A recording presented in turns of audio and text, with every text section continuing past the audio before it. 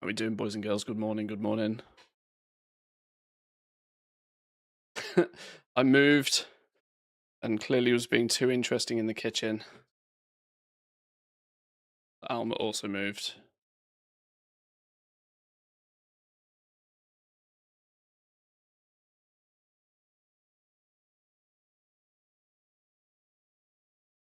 How are we doing, boys and girls? Good morning, good morning. Time to play a little bit more IKEA Simulator. My coffee's on the cook. It's brewing in the kitchen. We'll grab that in a minute because boy oh boy. We've had probably 20 centimeters of snow overnight, which I was not prepared for. But that's been fun. I'm exhausted and I've barely started. But let's see what we can do today. Let's see if we can make some gold, shall we? 20k. Let's start with some big realms, please. 20k, nothing. 4k. Nothing. Okay, 25k across 4 realms. That's not a good average to start with. Professional IKEA Simulator. Let's go. I was kind of hoping to wake up this morning as well and see a beta build, but it's not happened, has it? We're still waiting on a build. It's not been a build for anything since the 23rd of December. So we're still playing the waiting simulator a little bit for some more updates. I might start poking around just seeing what the leveling feels like on professions in a bit. Just as that's something that can be done on the under the max level realms maybe. 2 regular cups of coffee and a double espresso already. Hey, that's some wake up juice right there. That's needed.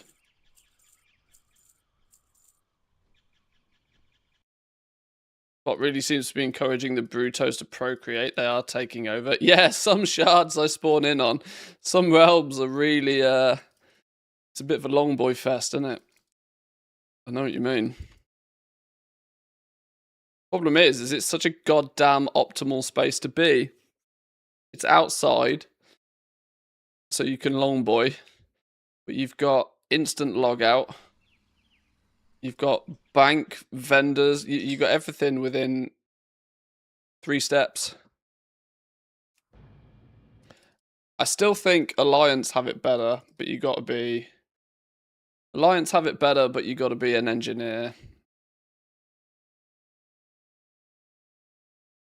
You click on the wrong auction house and then they log out and your scan is 99% done. Yeah, I've had that happen a few times as well. If it gets really busy, you just got to do a quick, WASD wiggle to figure out which long boy's yours. Welcome in, though, Woo. Good morning.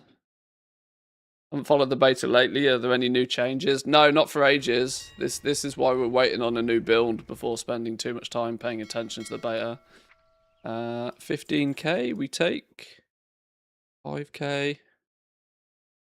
Another 5k. 10k. Yeah, waiting on a new beta build, really, of which I hope will be a build that sort of brings quite some profession changes. Because my theory with this is that they have to get the professions basically launch ready, plus or minus a couple of bugs, before pre-patch launches, because pre-patch is going to inject all of that information into the main base client. It's got to be ready for pre-patch, really. They don't want to be running around like headless chickens, hot fixing after they've already launched pre-patch. But we'll see.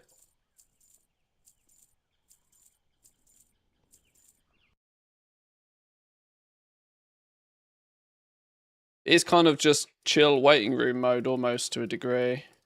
Which is why I don't mind tinkering with some decor right now.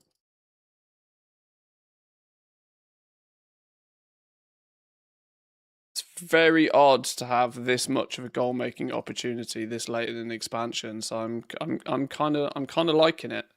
I'm kind of reveling in it, if I'm honest.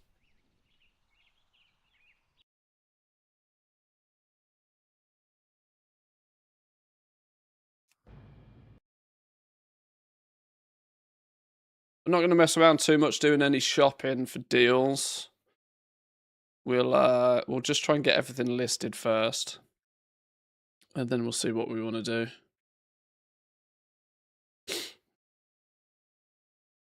Lately, I find Alliance too inconvenient. The Horde gets traveling easier, plus Orgrimmar's a great city. But yeah, this little spot is just like goated for like doing auction house stuff. The Alliance has the Panda Shrine though. Just requires you to be, which is in my opinion better, but it requires you to be engineering to use the auction house. 20k, 13k.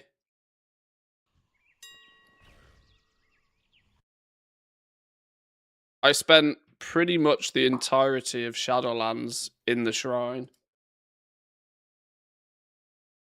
So I was mostly playing Alliance back then as well.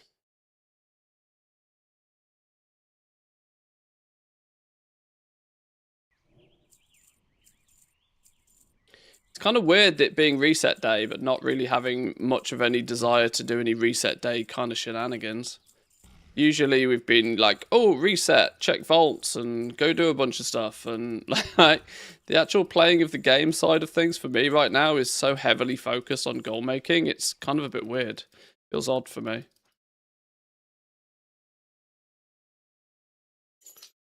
Vast quantities of relisting auctions right now, but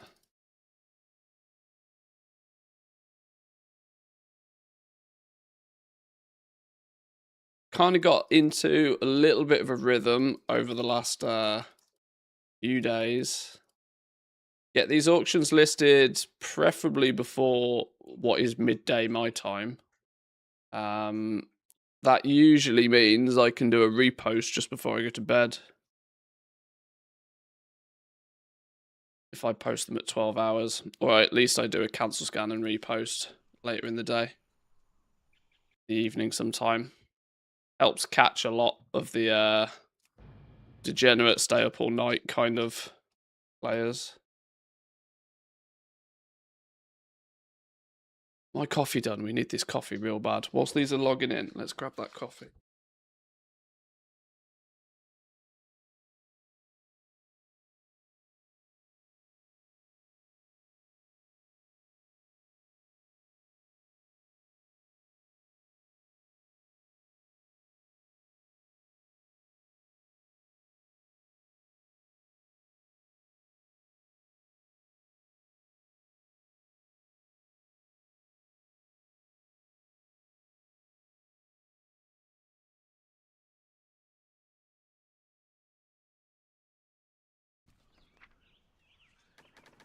It's kind of scary seeing realms with like 50, 60 auctions, but not making a single sale. Oh, 50k here though. 50k, not a single item, just a handful of small things. Handful of small things adds up nice and quickly.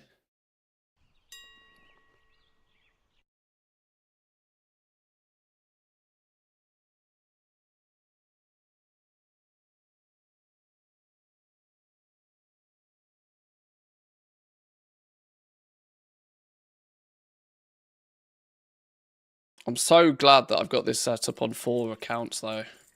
To try and replicate this same thing on just like one or... Technically you could do it on 2 accounts, couldn't you? Because you could put 40 characters on 2 accounts. That's the absolute bare minimum you need to hit every single realm.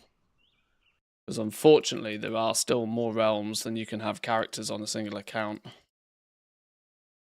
So you need at least 2. I'm quite glad that I made the choice to jump straight in with 4. Because it breaks it down to nice even numbers.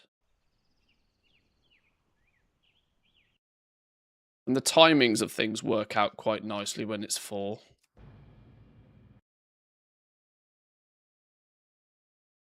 By the time you've done one thing 4 times, you can start doing the next thing.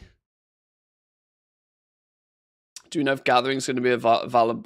It will be. It will be for alts though. You're going to want to level a main character through the campaign first, because you got to do the campaign to unlock adventure mode. Your alts, though, you can definitely level them via gathering. Viable in terms of the fact that they will gain experience and they will go slowly from 80 up until 90. It's not viable in terms of it being a very quick way of leveling. It's also not very viable a way of you actually having any gear then by the time you ding 90. Presents another problem. But it does get the job done. 25k on this realm.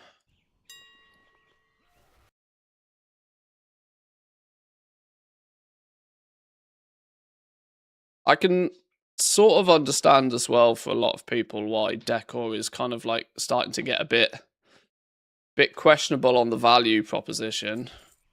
If you are just crafting and selling on one realm, I mean, the fact that I'm logging on to some realms to see no sales, if all of your eggs were in one realm and you get no sales, it's clear as day. You'd be pretty disheartened, wouldn't you? But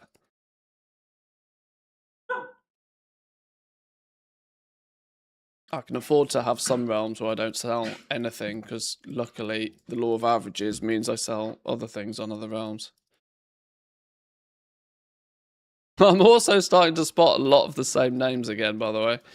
There's definitely a few people who are using practically the same bank character on every single server. Or the same name, I should say.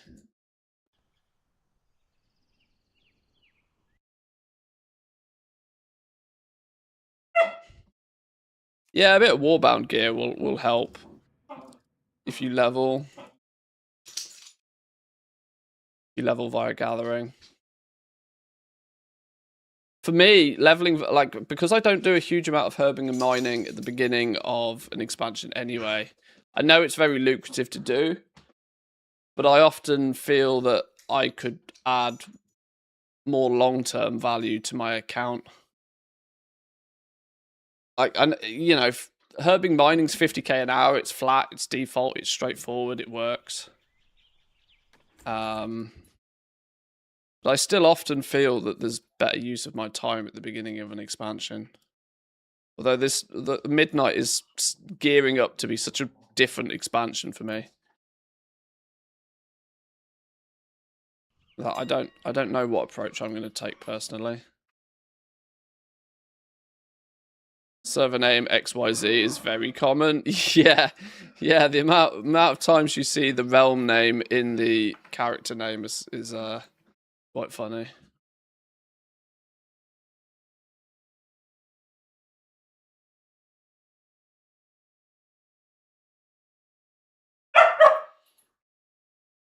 There's two different characters here with the same name, and then different end. Like, there are people that I think there's genuinely somebody here that I have consider is either posting. They're either posting the decor on the character which crafts it rather than using one generic bank character, or they've accidentally made alts on what they think to be different realms, but in fact is the same realm when they're posting against themselves. Whoops.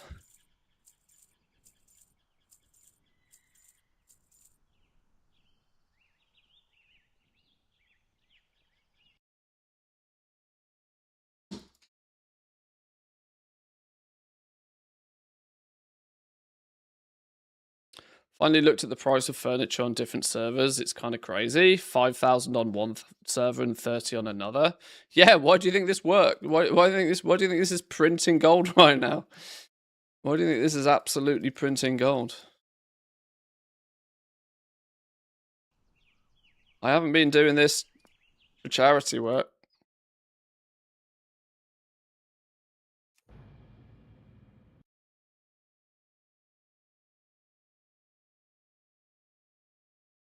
Any news on how many knowledge points we'll be able to get at the start of Midnight?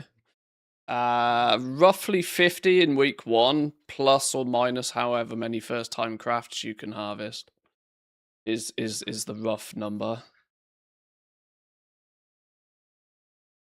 24 points from your one-time treasures, some patron orders, scribe book, so a weekly quest, weekly turn-in style thing, a +10 knowledge book from a renown. It's roughly 50, then however many first-time crafts you can stack on top of that.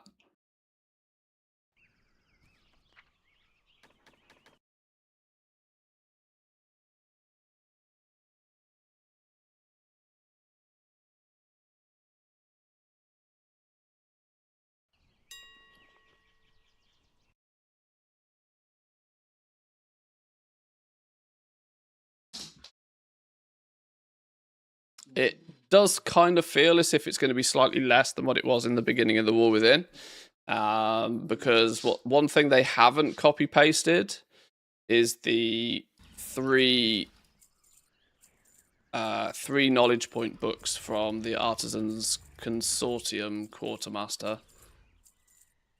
Is it the Artisans Consortium? I think it is, yeah. You know, the ones that cost Artisan security previously.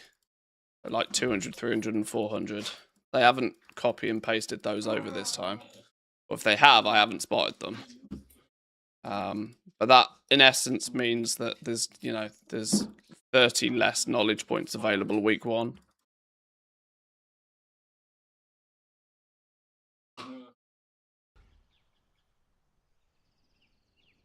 Everything else is basically the same.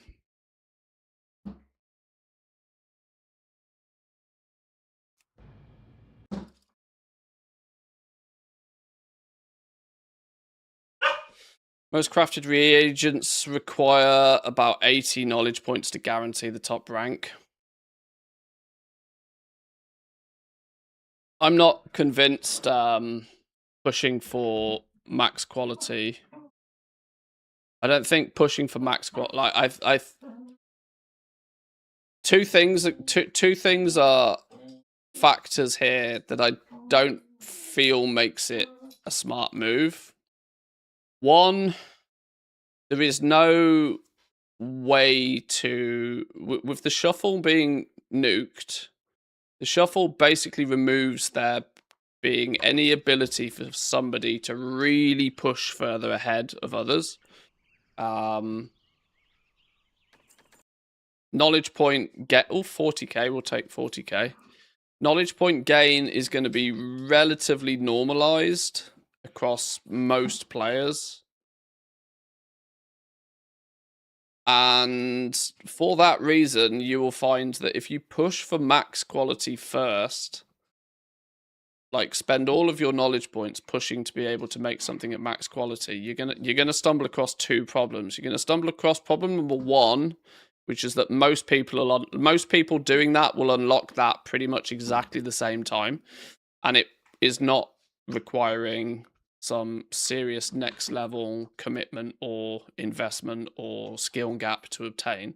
It's just do the basic shit and spend your knowledge points in a way that gives you skill. It's not anything particularly big, clever, or fancy. Second problem is if you can do it within week 1, there's basically no point doing it, because the chances of people wanting that high, we saw this clearest day in the War Within, that there was such thing as being too early to market. You could easily be too early to market, and then you were just twiddling your thumbs because nobody wanted any of it yet. Nobody wants max quality gems. Nobody wants max quality enchants. Nobody wants max quality basically anything until they start getting some gear to upgrade.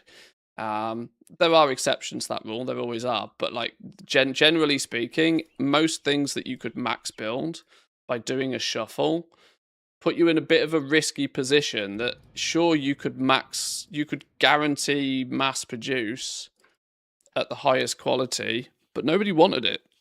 So there wasn't really a market to be had if nobody wants it. So going into midnight, it seems like a far safer bet to, instead of pushing towards being able to guarantee max quality, to spend your knowledge points in a way that absolutely 100% min-maxes your crafting cost.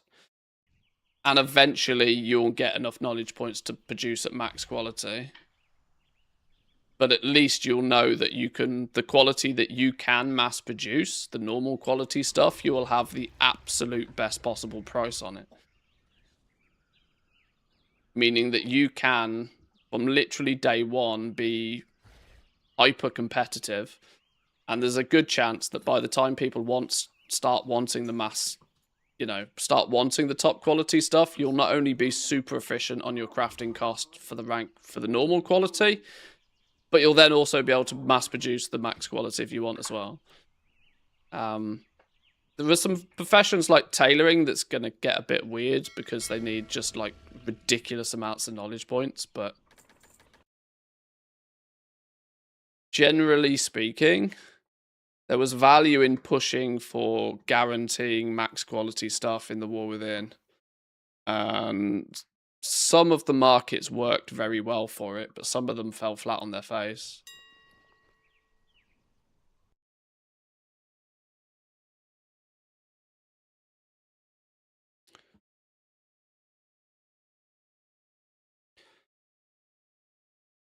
Alchemy stuff worked quite well.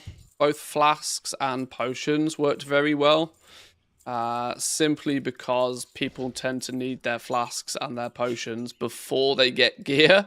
They need all of that stuff before they even step into the raid in most cases, or they start their season's adventures. Your enchants, your gems, that sort of stuff was more of a people have to get the gear first, and so it's delayed by a couple more days before you really start seeing good demand for them kicking in.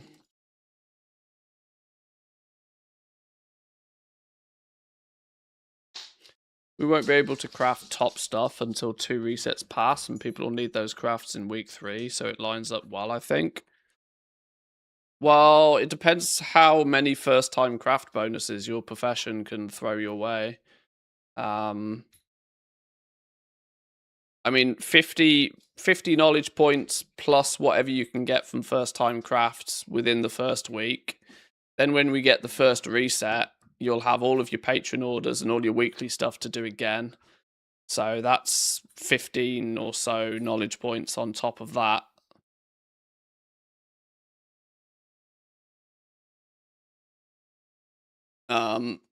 People will be hitting 100, 120 knowledge points quite comfortably before the raid even turns up. And like you said, in most cases, that's actually already enough to guarantee top rank stuff. But pushing all of your knowledge points into top rank, pushing to be the first person on the market to mass produce high quality stuff, you kind of have to do that at the cost of not really being competitive in those first 2 weeks. So it's not as viable as an option for me this time round. Because like I said, with no shuffle, there's no way for you to say, right, I'll spend 3 million gold and I'll get this done and I'll get it done first. You can't do that now. There isn't the room to stretch your legs further than other people.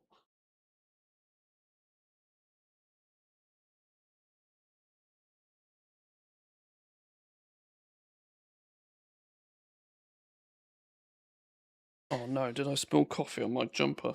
No. I think we're lucky.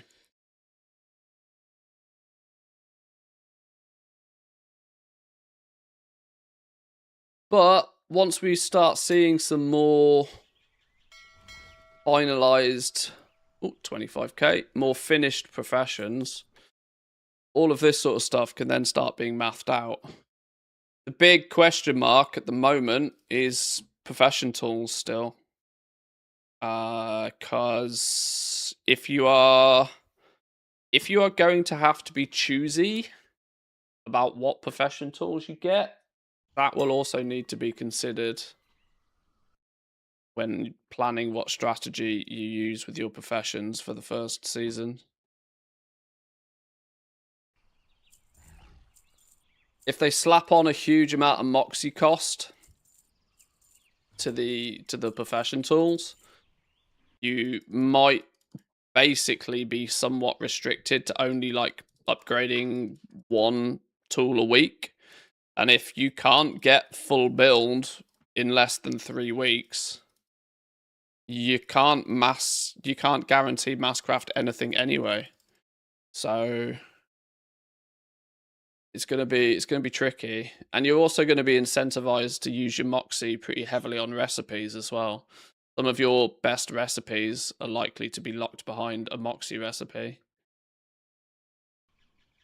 So once again, we need all of the pieces of the puzzle to really figure it out.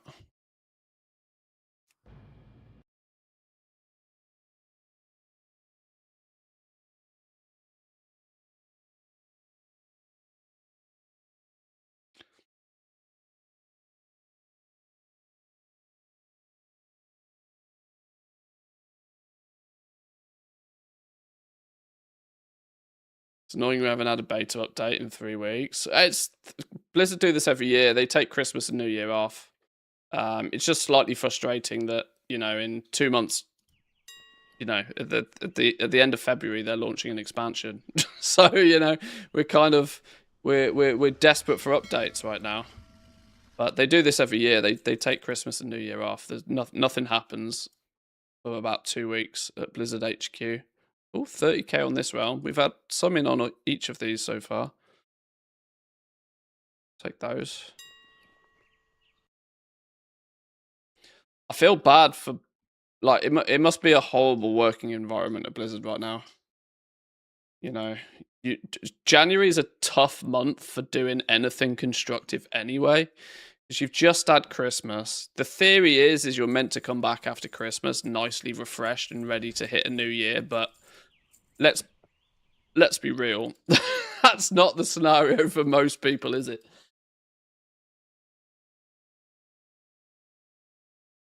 Not to mention, it's like the gaming industry is very commonly known for its crunch period before a pre-scheduled launch of something. And crunch is going to be real at Blizzard HQ right now. Oof. What's with the woofing? Ah, 3 dogs and only 2 toys. That's the problem. Chalida with a 70 stream streak. My word. Thank you very much. Welcome in. Good morning. Did you have lots of snow in Helsinki today? Or overnight? I nearly done my back in shoveling snow this morning.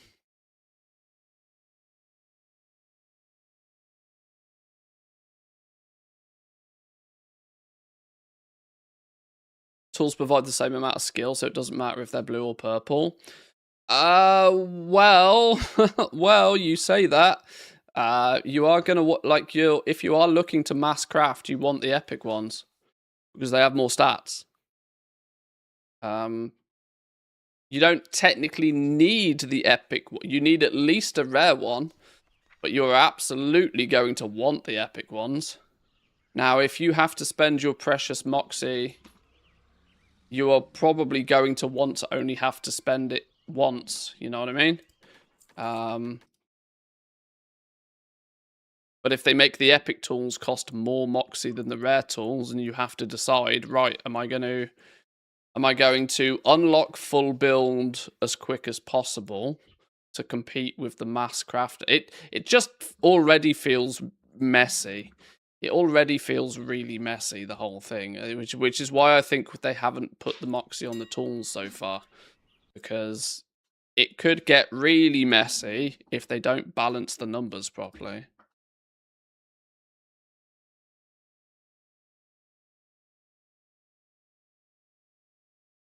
Is enchanting a safe bet for all expansion for casual goal making? The only safe bet for casual goal making is gathering.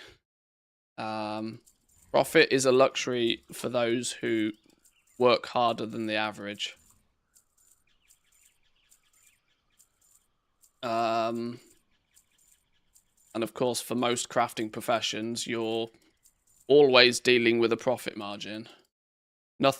Absolutely nothing is guaranteed with crafting. your safe bet is always gathering. You can always spend some amount of time going and getting something that somebody else wants. And with a region-wide auction house, that something can be sold basically instantly. That's why it becomes a safe bet.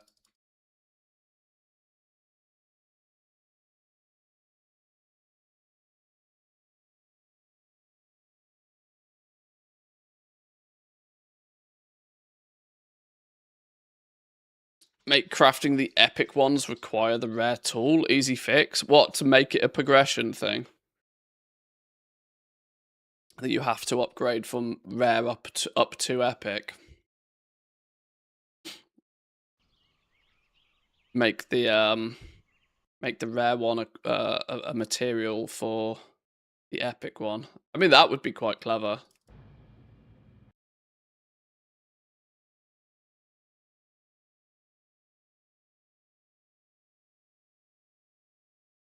Yeah. I mean, that definitely works.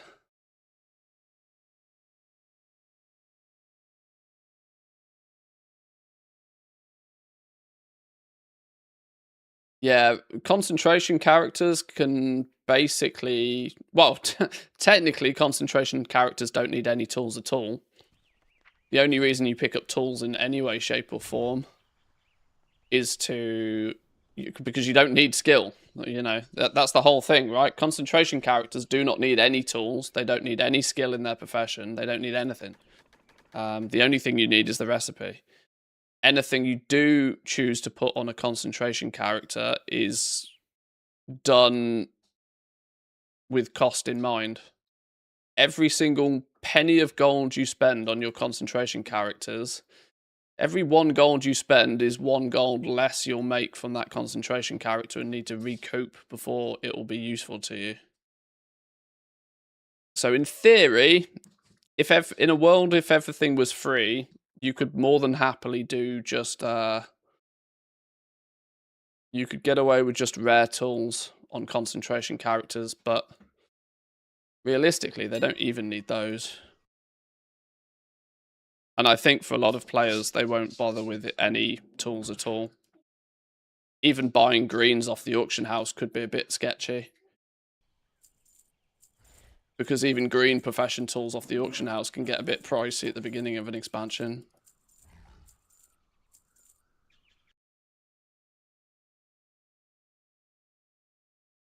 The only reason you needed green profession tools on concentration characters in the War Within was because you had to get enough skill points to be able to guarantee quality 2 to concentrate up to quality 3. There was that barrier. This time, not so much. Concentration characters do not need a single profession tool in any way, shape or form. They need the recipe. That's all they need.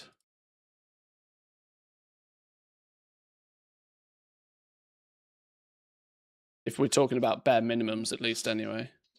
You can add more to that pile to reduce your concentration and maybe proc resourcefulness occasionally and, you know, this sort of stuff. But the reality is it matters very little.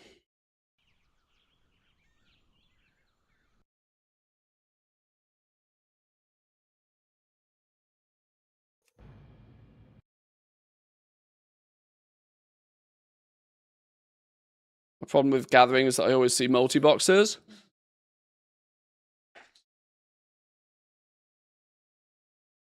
Well, if you see multi-boxes, they also have a multiple cost.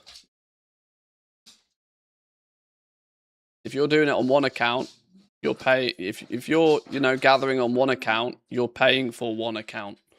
If you see somebody doing it on 5 accounts, they're also paying for 5 accounts.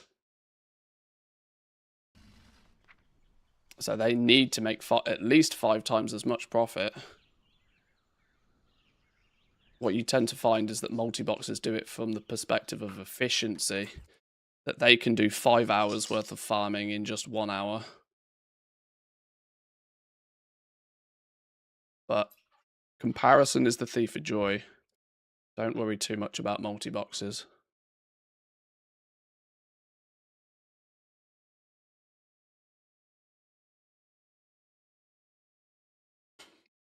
These dogs are desperately trying to fight over this toy.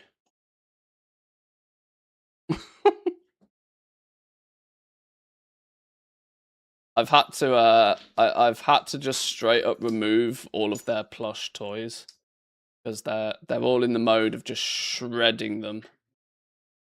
And so they have the rubber snake and the tennis balls and that sort of stuff to play with right now. But I unfortunately don't have quite... Solar! Solar! Yes. Yes. Yes, there will be a guide of sorts for the launch. I'm making it a little bit more modular this time. The first part's already out. My decor part is already out. It'll be slightly more modular this time rather than just boom guide to midnight, which was a lot of feedback I got was it was just information overload. So we're revolutionizing.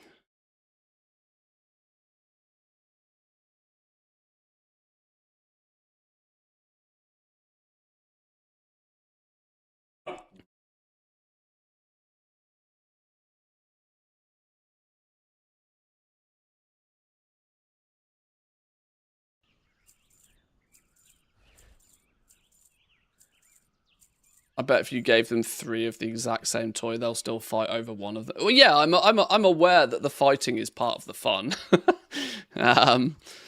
Yeah, but you are right. Yeah, I could buy 3 identical toys and they'd still fight over it. There is no there is no winning in that regard.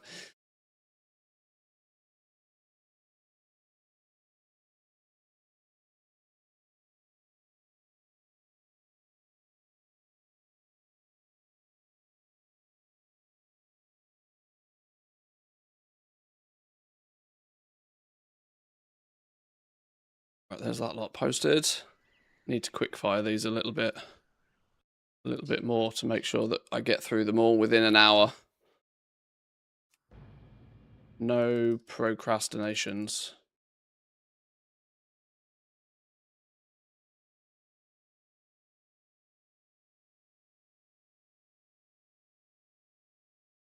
Reviewed my Worgen Warriors doggy stance. It's one way to describe it.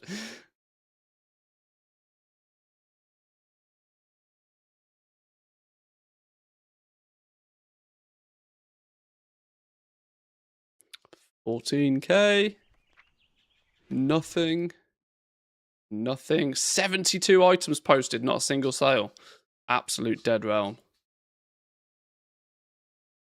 If it does that for another entire day, I'm going to consider moving all the stock off it.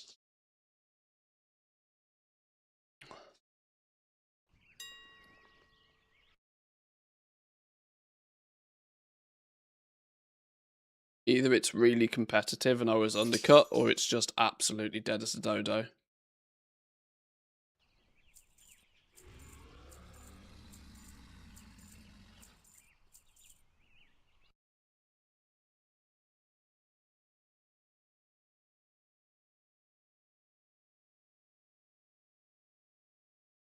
I'm going to hit a post. Oh, wow. No, I shouldn't hit the throttle with 70 items. You go above 100, it starts to get a bit scary.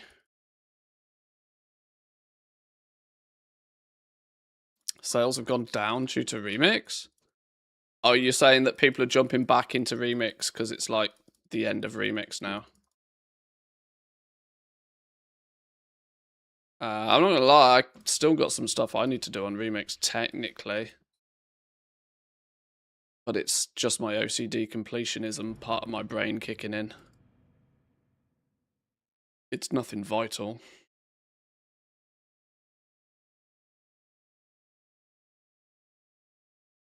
I kind of knew with Remix this time round that I wasn't really going to min-max it and like try and 100% it. Simply because it was just like... I saw how they structured it ahead of time. I knew I was going to play Remix just like hardcore for a couple of weeks, which is exactly what we did. And then mostly just put it down. I've not really, apart from, you know, leveling a few alts here and there, I've not really done too much with Remix since those first few weeks. Crazy how the Thistle Leaf Adventure Pet has dropped in price due to Remix. Yeah, I mean, people can get basically as many of them as they want, like, basically for free, can't they? Bronze acquisition is just, like, stupid fast at the moment, I think. That said, those with deep enough pockets can maybe look at buying some of them up. Groups on Remix were fun for the first couple of weeks. The Goblin raids went pew pew. Yeah, we were slapping the content pretty hard the first couple of weeks. It's good fun.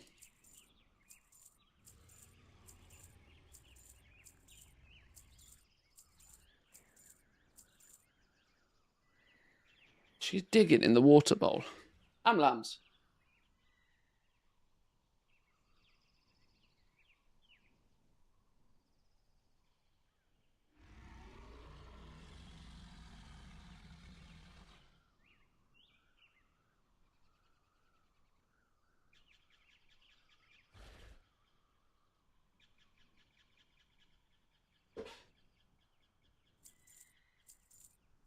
I still got a few classes I need to consider doing on their order halls for the decor on Remix. And then, of course, once they get ported out of Remix, they need to do the 20 mission troop thing. I'm probably never going to do that, to be honest. It's far too much like hard work. For decor, I like collecting of decor for me is kind of something that I'll just chip away at over time. I'm not convinced I will ever go full gung-ho with it. Mostly because if you saw my house right now, you'd understand that decor's a way to make gold for me.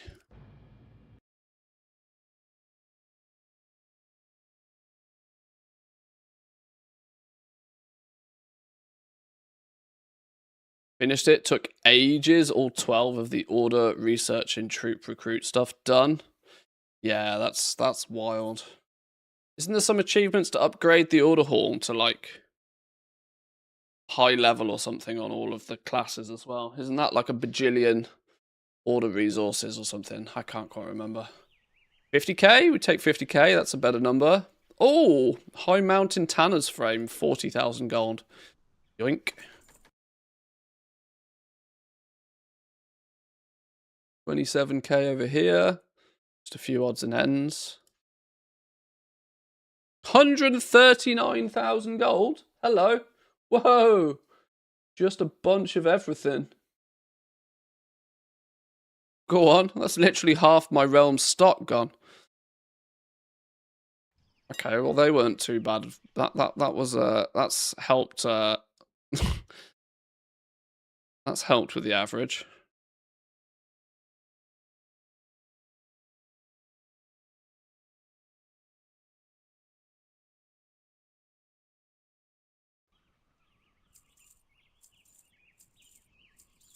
Collected the decor last night, got 5 of each of the 30k ones and then 20 of all the other stuff.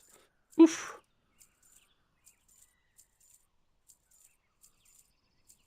I think I managed to basically buy everything with bronze. I don't know about the decor side of things because I haven't been on Remix for a while, but there's a good chance I still have a bunch of bronze lying around.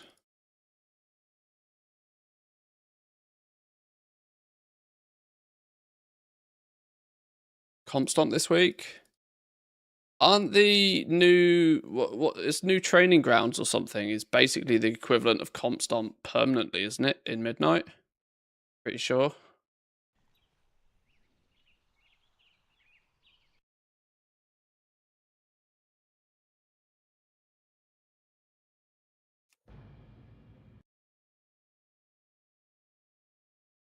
There's very little to post on these last few realms because these are the full pop realms.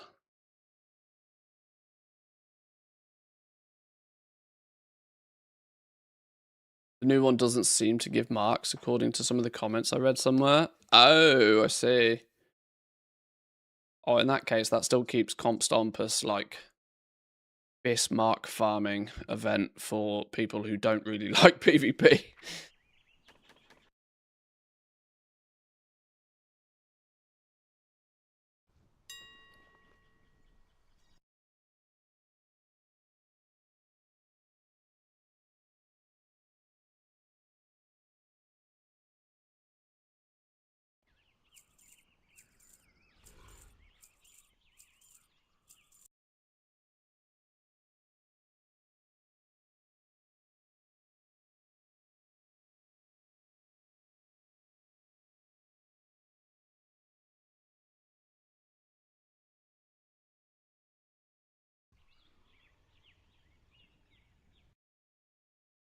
Right, couple more realms to go.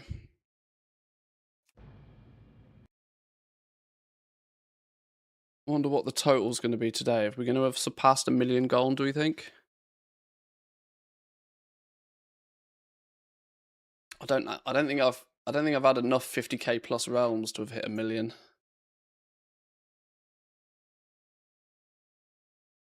But it's deceptive because all of these 10, 20, 30k's add up. I'm guessing 100 mil. I think you might be a little far off.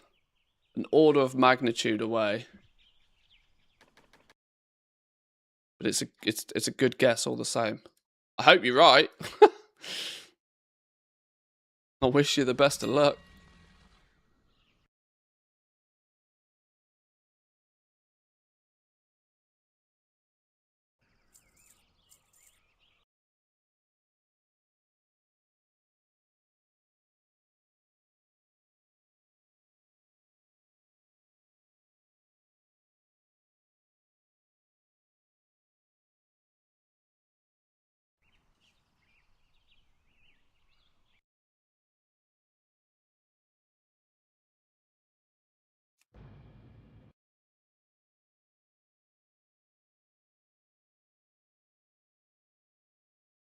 On the last realms, I think I'll also do a bit of shopping. We'll see what the total revenue was. We'll do a bit of shopping. My guild bank and war bank is nearly out of stuff. And this is a kind of this is one of those flipping adventures where the profit margins aren't as ridiculous as some things are when you do flipping. Meaning that if I sell 1 million gold of stock, I have, you know, I need to go and buy more stuff. Otherwise, I have just quite simply less to sell.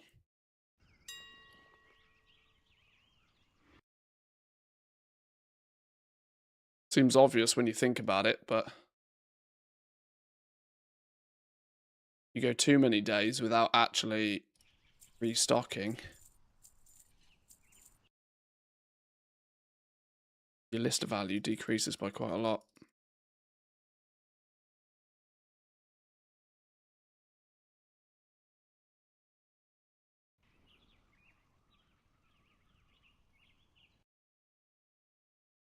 How often do I restock? Well, most days I will do a scan for deals.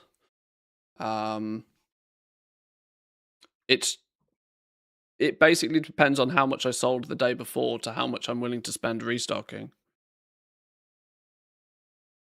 Now that I've got it kind of like up and running on all 80 realms in the EU, I don't need like a big massive restock to put like 20 items of decor on each realm to sell, sort of thing.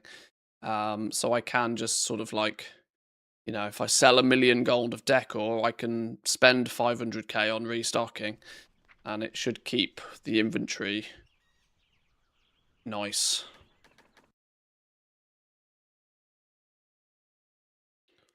At the moment, when there's not too much else going on, I'm doing it significantly more frequently. Ubi this, Ubi this. Hey, Goldson! My man, welcome in. Hope you had a good stream today. I was passively lurking while I was sorting some stuff out this morning. Hope you had a good one. You got those druids up and running yet? Thank you very much for the raid, though, by the way. Right, you've joined just in time because I've just finished relisting all the decor. So we're able to see just what we sold over the last 24 hours.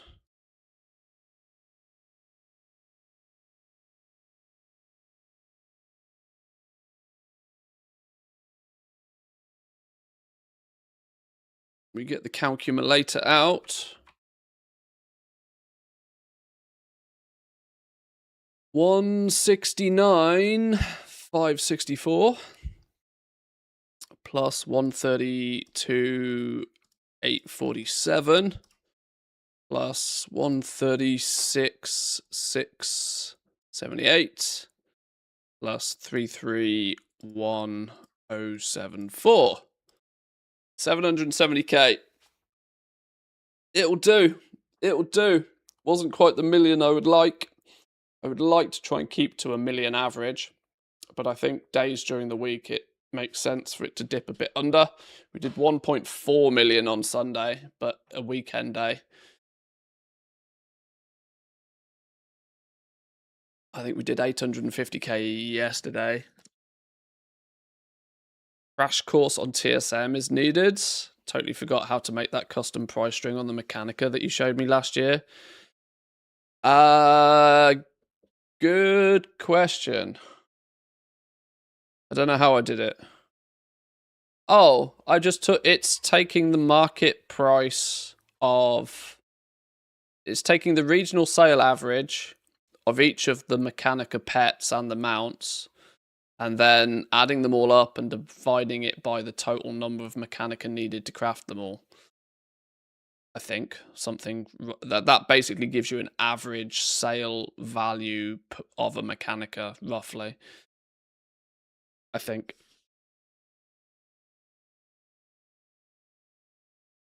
770k. Well, that means I can spend up to about 500,000 on restocking and still be in profit for the day, which is good. Which is good. We're on some big servers, so let's have a little bit of a looky. Have I got that custom price source to hand? Is it? Did I put it on these accounts?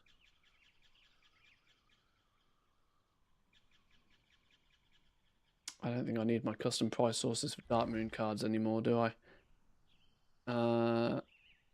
Mechanica.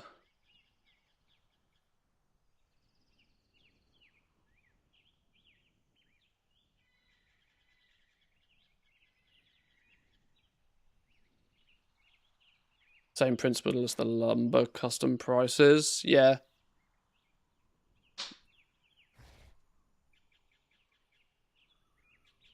Druid lumber farming is simple to work out in the TSM strings. Well, it's the same thing. It's basically the same thing.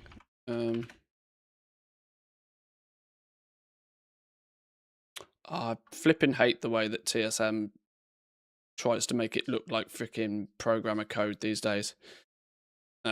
But yeah, it's the region sale average of the items divided by how many Mechanica they need.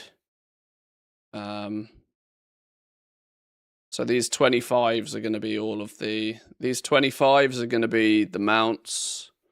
5s are going to be some of the pets. There'll be some 8s and some 10s.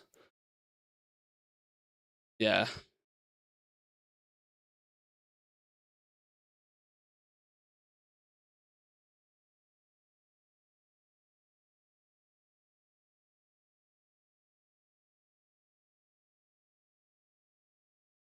Oh, there we go. There's the whole thing in easier to see language. I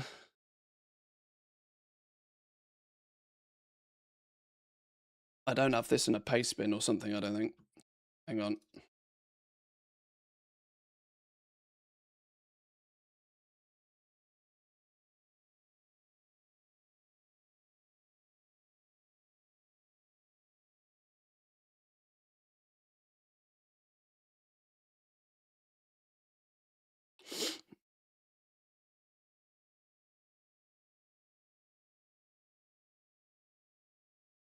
Verify you're human.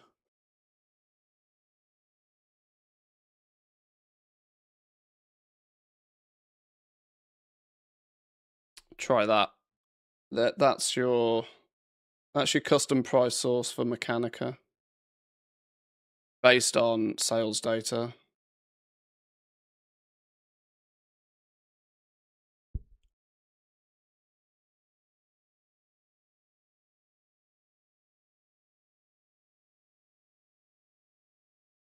This is overly complicated. I should just not, but I should just add up all of the DB region sales and then do one division by the total number of Mechanicas. I don't know why I've done it all twice. I guess I'd just done it this way for like readability. But that basically shows then what is Mechanica right now. 25k, 24,680 is the average sale price for Mechanica these days. So in the EU, I mean, it's, you know, if you got a 5-box setup and you can get, you know, 4 or 5 of them quite quickly, it's still good money to be made with the Mechanicas. And you are never, ever, ever, ever, ever going to run out of places to sell them. And to be brutally honest, that's the sale average. You could be, if you're not too fussed about selling them particularly quickly, you could make substantially more than 25k per Mechanica if you really wanted to.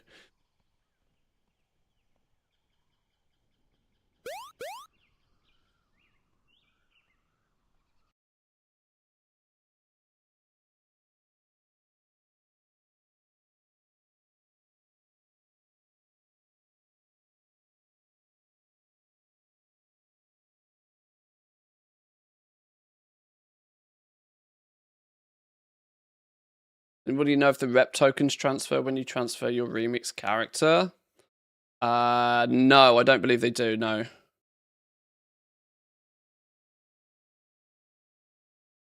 When you transfer a character, it basically creates like the equivalent of a boost.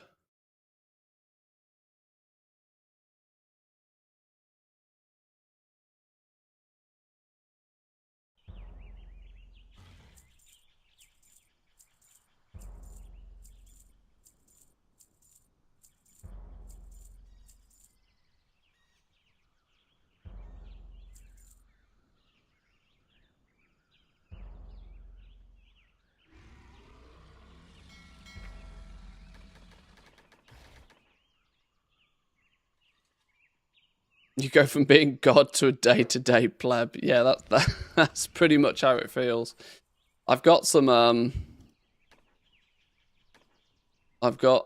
fresh remix characters that are gonna need some love in the pre-patch, maybe.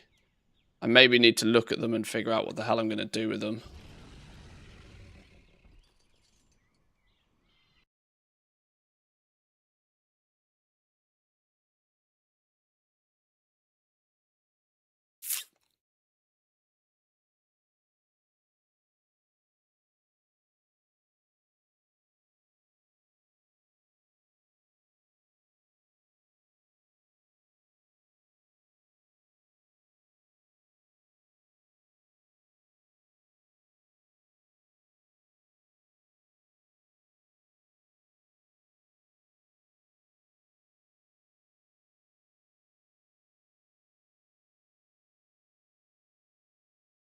Oh, Jesus. 43 of the damn things.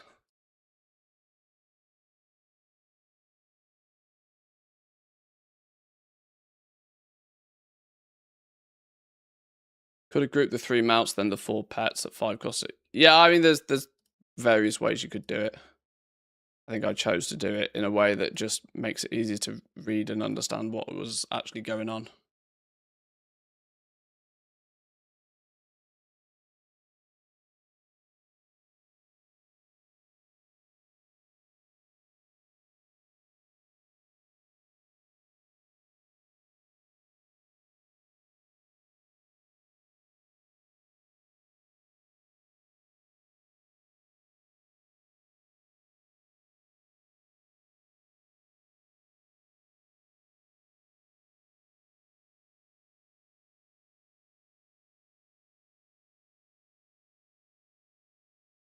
It's interesting to see just the undercut strategy that some people are choosing to use when selling decor, you know. Some people are just turning up and just straight up shaving 500 gold off without like a moment's thought about it. Goes to show that the vast majority of people crafting and selling the decor are not what you'd consider Let's make more sweet, seasoned sweet goblins. profit together. It seems more to be that, you know, oh, I've done this farming and I've had to do this crafting, and oh, now I'm just going to post an undercut and, you know, walk away. Kind of weird to say.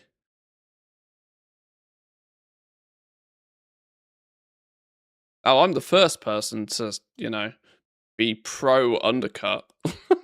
I find it funny when people flat out blanket argument claim that you should never undercut. I'll debate those people all day long, but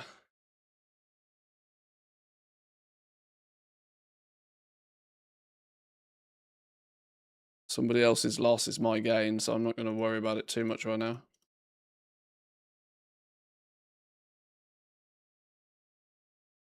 Welcome to the free market of World of Warcraft. You can post your shit for whatever price you want.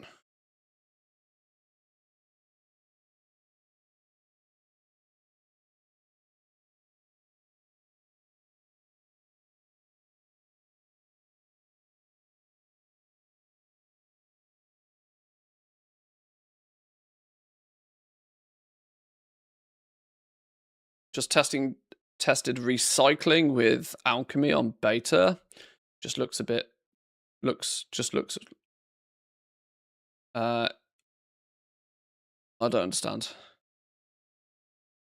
Recycling with alchemy. I mean that was never really. It's another one where there was an interesting potential loop with alchemy in the War Within, but they didn't balance the numbers right.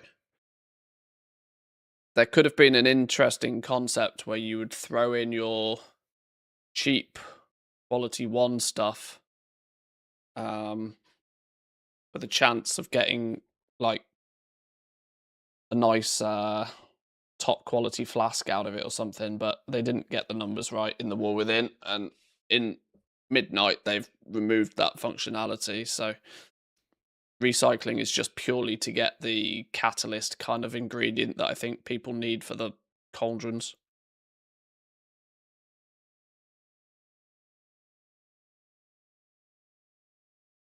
Has been my impression of it so far.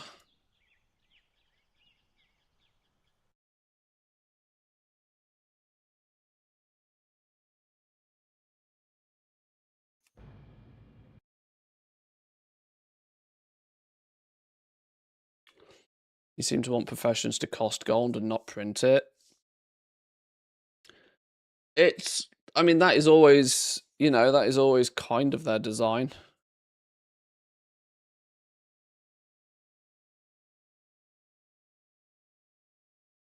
They ultimately want professions to give the impression that they create value for you.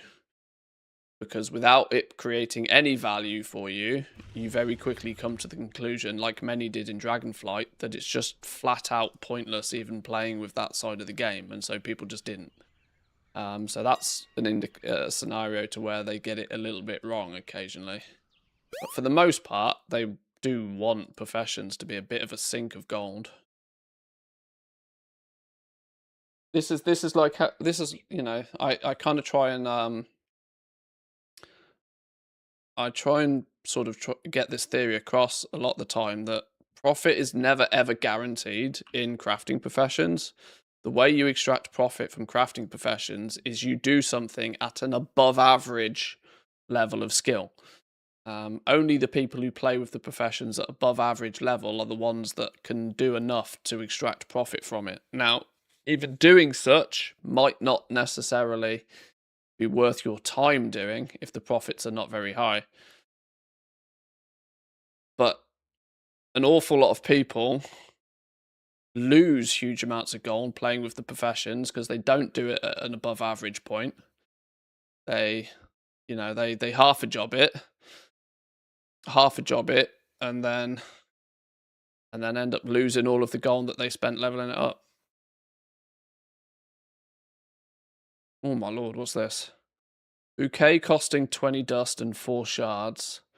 which leads to an average of 20 herbs. Milling the 10 herbs is an average of 12 pigments. You recycling 5 pigments is an average of 3 evercores. So you get an average of 12 trash rares each bouquet. 20 herbs to 24 pigments to 12 evercores to 12 trash rares. Having a disenchanter spec enchanter with at least 20 points into the shard supply to increase the chance of radiant shards will produce an average of 16 shards. Shattering 7 of them will give you back your 21 dust. Shattering is not affected by dust deliverer and will only return 3 dust every time.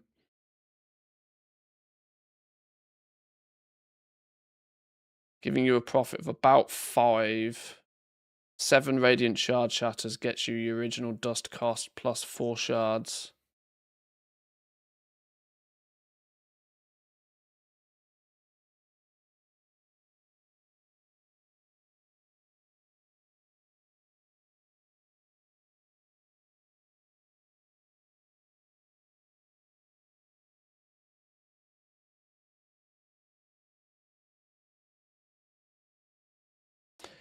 It's interesting that there is a circular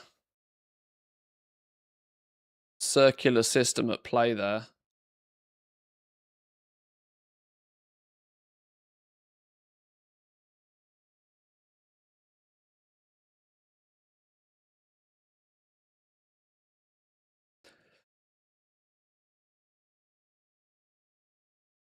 The first part bouquet costing 20 dust and 4 shards, which leads to an average of 20 herbs, will already be a big loss of gold.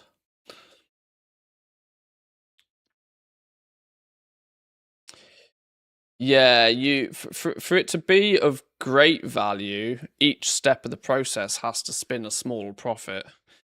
But I can tell you for a fact, if there ends up being a money printer, it will get nerfed to hell.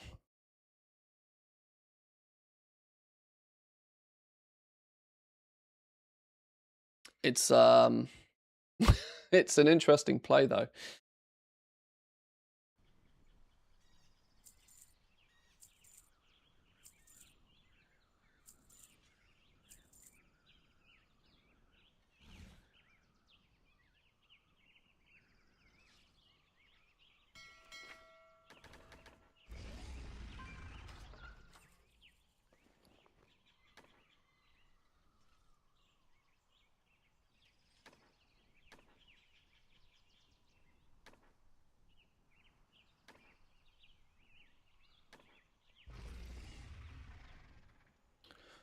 Benthir chalices.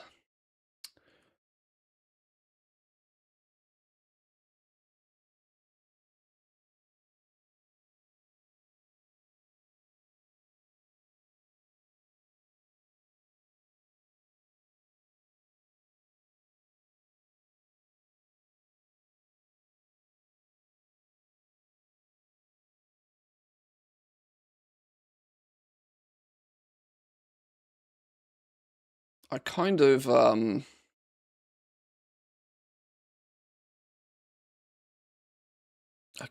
to explore the option of stocking up on some of the decor.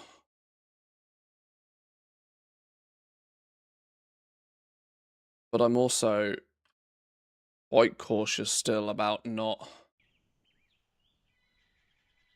ending up holding a big bag. It were to then all crash and burn.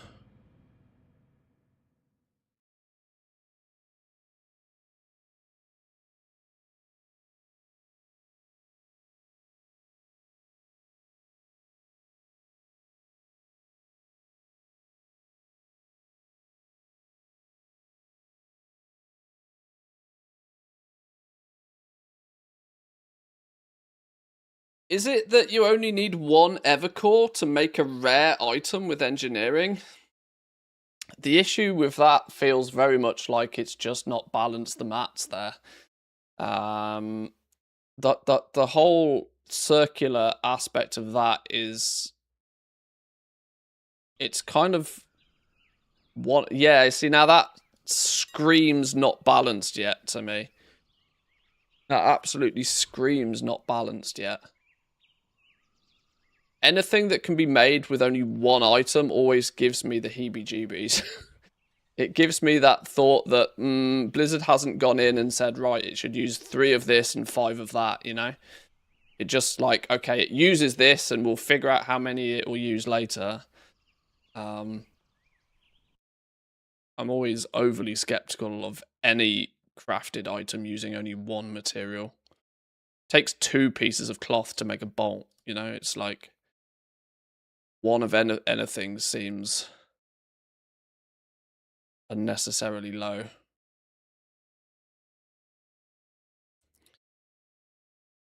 I don't think I want any more of these cheese platters. They're easy 1,000 gold flips, but they're just a little bit too much like hard work to deal with.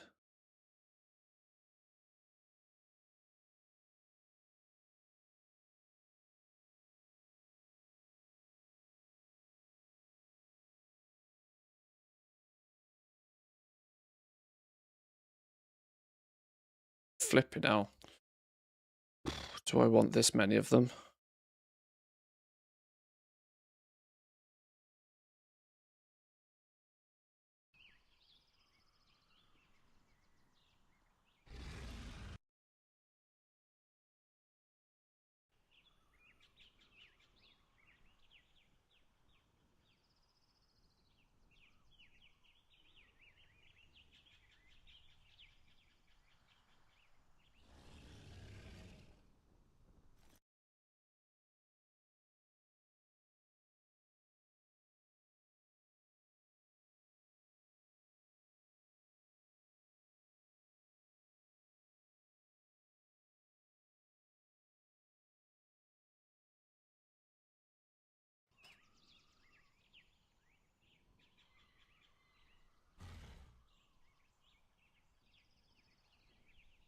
Easier to check this through TSM.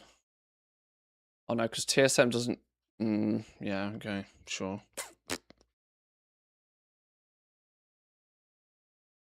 Any good sales today?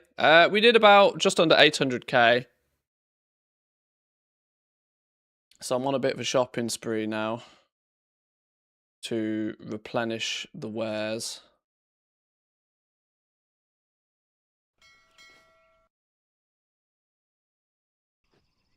There's also part of me that's very tempted to...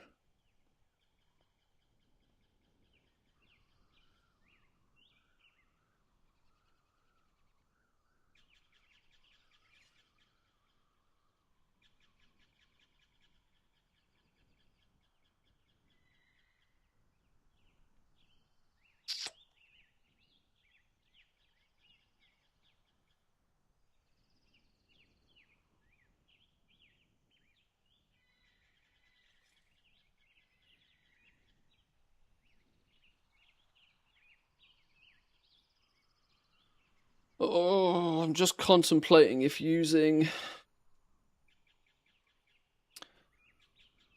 I need to configure point blank sniper to use a TSM custom string. I know it's possible, I just haven't figured out I haven't taken the time to figure out exactly how yet. Just wondering if it's a little bit too much like hard work.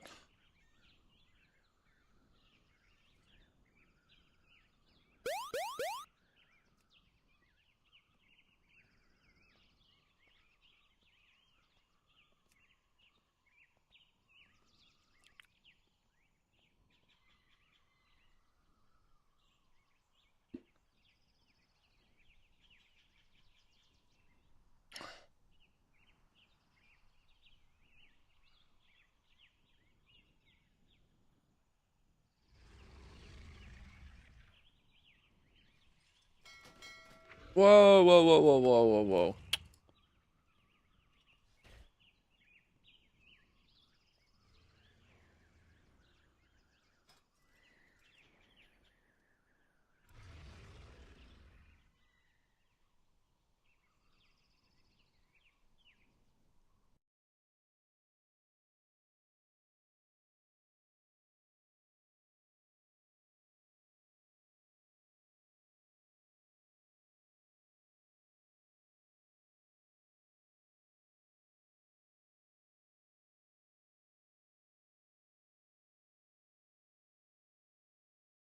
It wasn't the Borales bookcase, was it? It was another bookcase.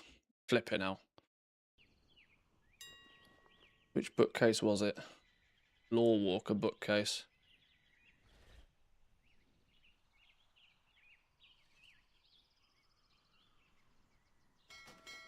Ah, stop doing that.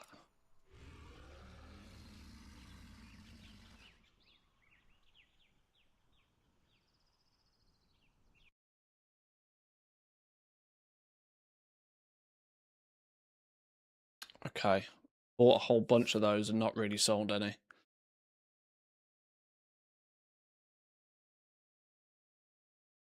Doesn't give me much confidence in buying too many more of them right now.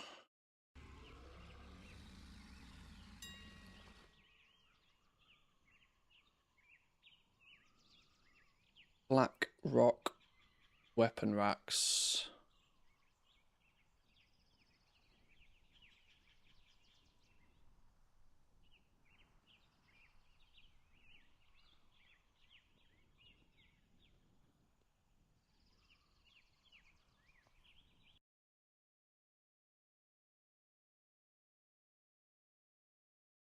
Has this account not sold anything? Flipping hell.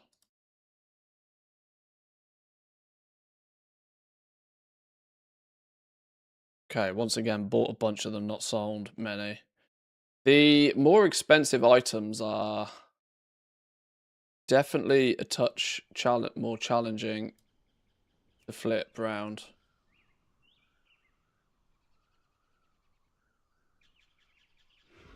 Then again, I don't have too much sales data on these because I don't buy all that many of them.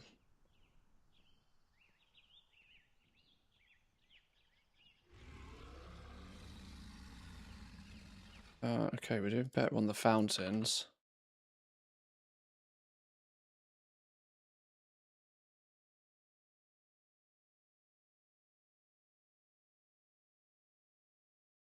Still vastly overpaid on a lot of these fountains. This is the thing. I really do need to make sure I grab these at a real cheap price. 30 days ago, I bought a whole bunch of these at 20k a piece. Now I'm losing gold on each one I sell.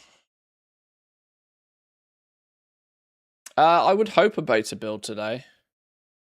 I would definitely hope for a beta build today.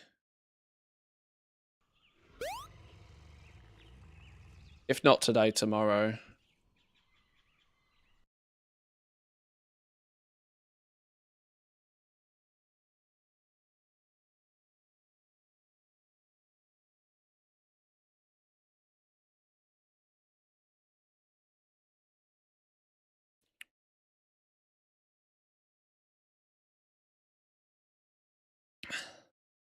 Why is there not so many hundreds here anymore?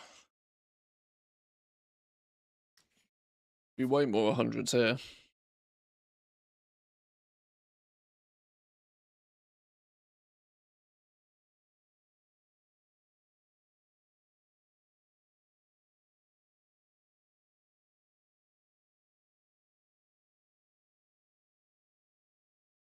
Baldraken wall shelves. 600 of them.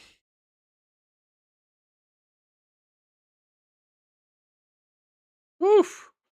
That's quite a rise in quantity and pretty aggressive crash in price.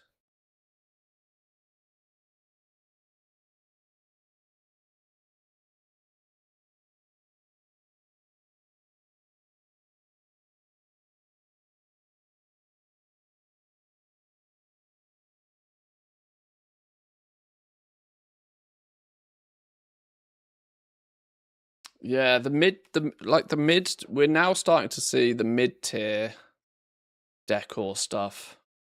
The stuff that costs, you know, not 5 or 10 pieces of lumber, but like 20 pieces of lumber. We're now starting to see that also take a bit of a nosedive. There were definitely some things that There are definitely some things that do better than others.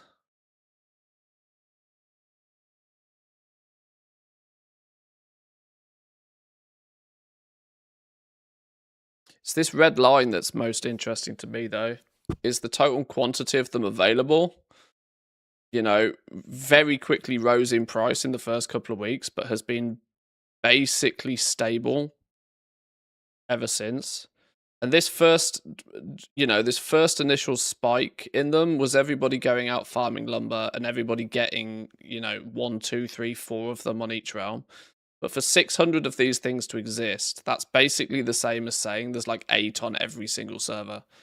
And you can see that now. Once there has already been some for sale everywhere, we've not seen a dramatic rise in the quantity in supply. Now, whether that be just people being smart and only posting one, keeping one on the auction house, and then having a bag full of them, you can never really know. But it's kind of interesting for me to see just how many of these items exist. But it's not unmanageable in quantities.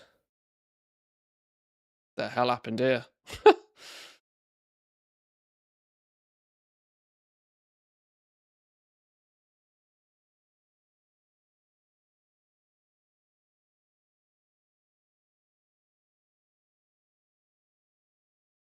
This mid-tier stuff, the stuff that's sort of, averages about 10 to 15k. Blossom fruit platters. I've done pretty well selling these, for example. 500 of them. Feels like a lot. Feels like a lot, but when you look at it, I mean, it's nearly a record low. We're not far off, record low quantities, excluding the first few days when people had to go out and make the damn things. But prices is seemingly bottoming out on a lot of stuff, and we're also seeing record low inventory supply on a lot of it, which is kind of shocking, really, because that's kind of against what the public opinion seems to be. Ever so slightly rising quantity, but the price has been coming down steadily. That sort of seems to play the game as you'd expect it to be. Cartel bookcase, 400 of them. Yeah, this one's been steadily rising. The price has been coming down, an indication that more of them are being created and they're not a great seller. I think the market is still trying to find its lumber price. Well, lumber farming has clearly cooked its first wave of players. It really does feel like the first wave of people have been in, made their cheddar, they've made their gold, and then now they are now seeing their efforts be rewarded, half as much, and they're out of there. But we're seeing that second wave of people come in and continue the gathering and continue the farming. But look at the quantities. We were up into the 450, 500 range in terms of quantity within a week of Decor coming out.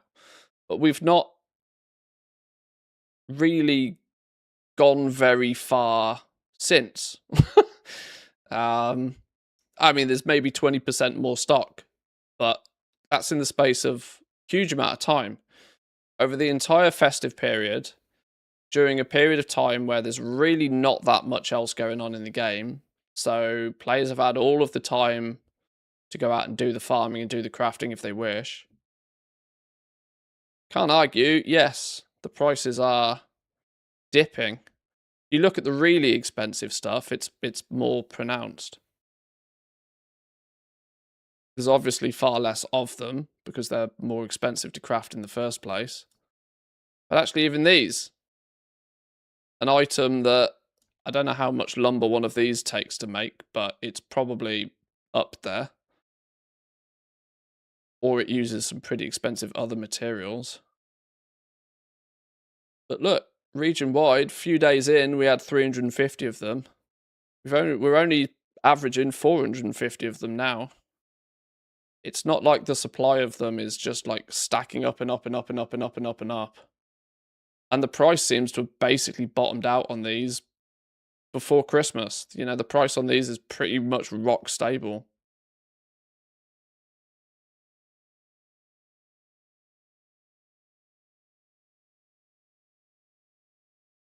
And as you can see now, players like myself have slowly but surely syndicated one everywhere.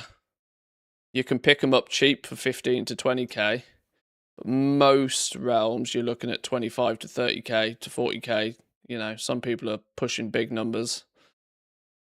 Or trying to, but I think this is going to be a real long tail market, you know. I'm really kind of quite intrigued to see just how this plays out. And it means I'm not overly concerned about buying stock, because none of the prices seem to be aggressively tanking. Some stuff is going down,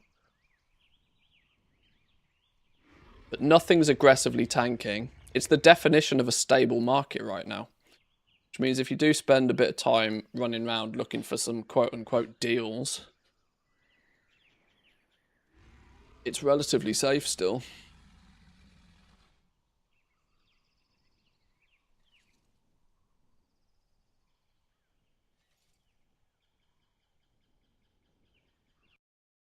I might just fly through a few realms and do a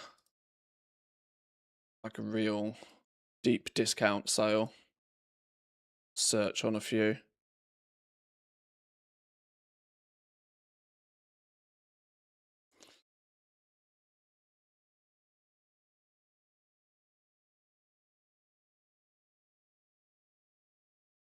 Interesting to know whether any of them are selling or if it's mainly the same stock made in the beginning rush that people are stuck with and just keep reposting.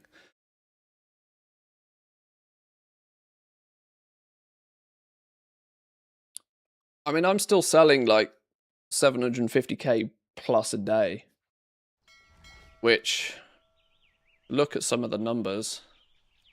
Look at what has been selling. We go last day. Is there any clear and obvious common ones here? Let's do last week to at least get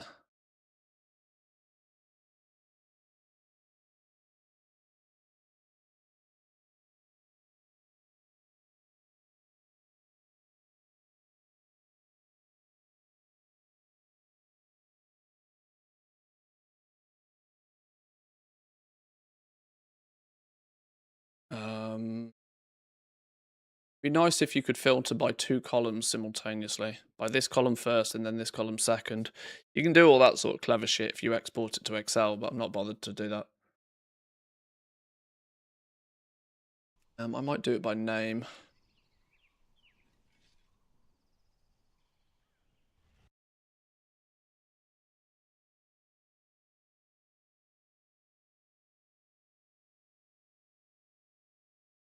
So what have we been selling? A few scarecrows, hanging baskets,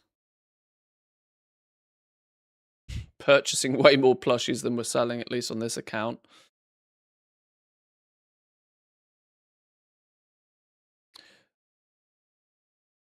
But, you know, sort of buying things at 1500 gold a piece, selling a few of them at like 3 or 4 times that, covers the cost of half of the other stuff you buy.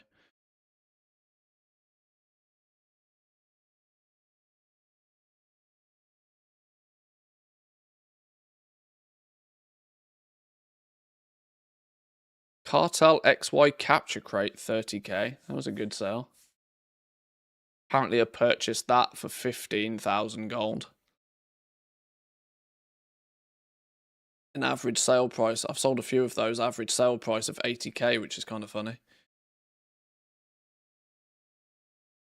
This is the account that's going to have lots of other random sales on it, so you'll have to ignore half of the rubbish here, but... Sold a couple of nesting beds. Do I have purchase data on these? 13k average buy price on these, selling them for an average of 20.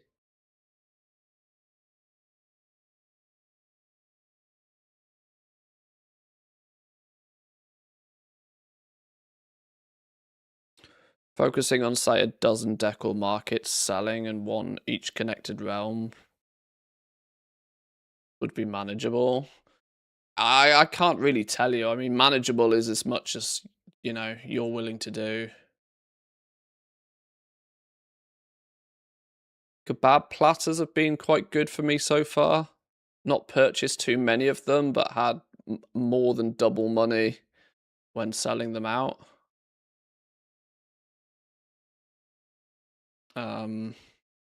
The difficulty is I buy things on one realm and I'll sell them on others, which means syndicating all of the data is a little bit difficult. I probably should export these results into a spreadsheet and then sort it all, probably.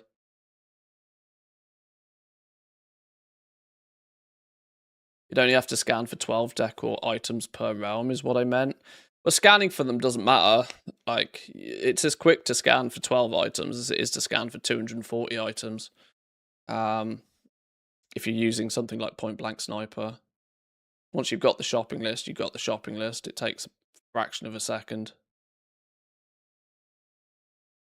What's it saying down on this one? Maybe I'll try this. I've not tried this before. What is this? Is this just a comma separated? Let's have a little play. Let's do some number crunching. Let's have a play. Give me a new Google sheet. Oh, not that one.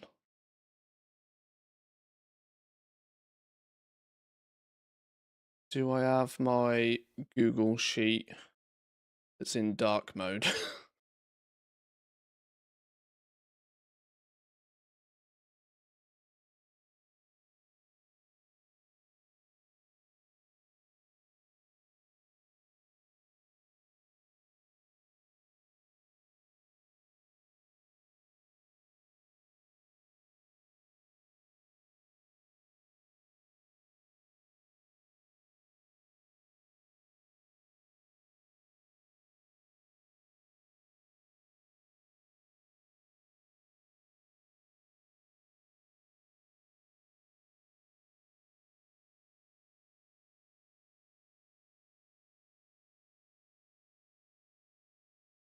That'll do. We duplicate that one. Make a copy.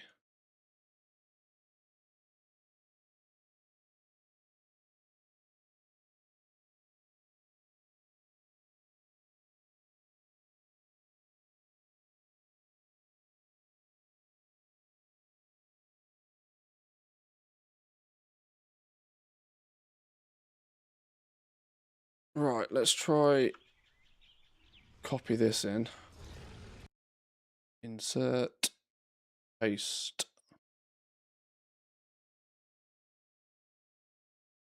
No, that didn't work.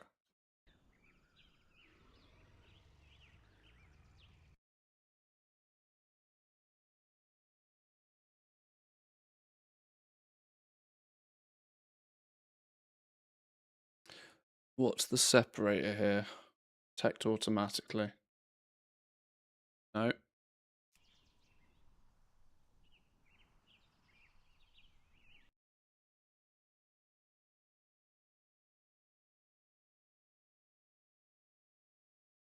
Okay.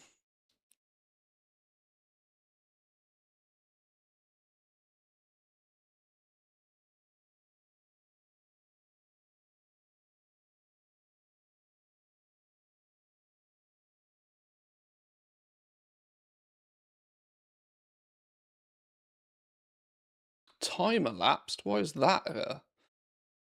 Why is that a column?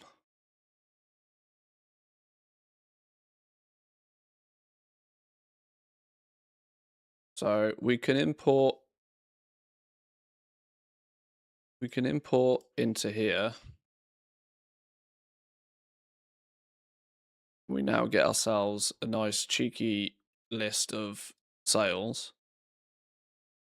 If I do the same, I take last month's sales.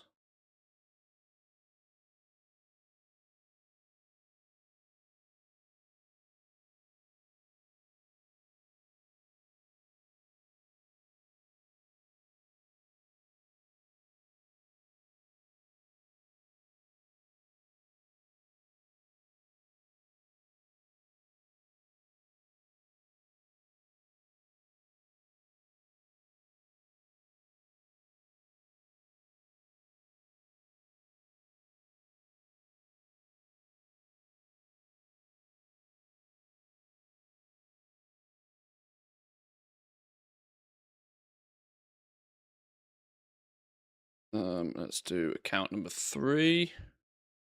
Last month. Export results.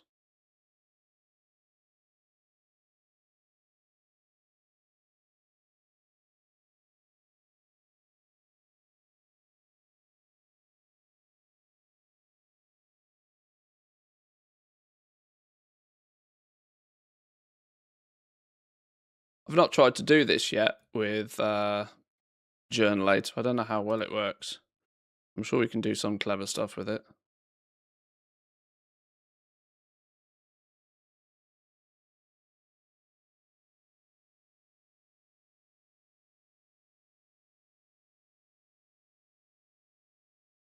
Right, that in theory is all of my auction house data from the 4 realms from the past month.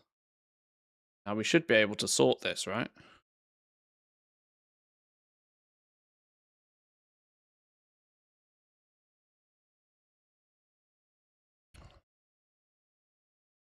Time elapsed, we don't need that column. Delete that column. We don't really need who bought it from me.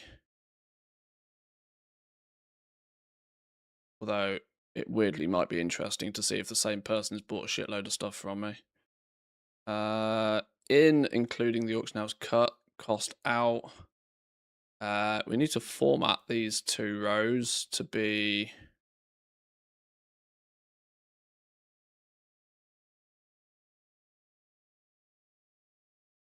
No, that's not right.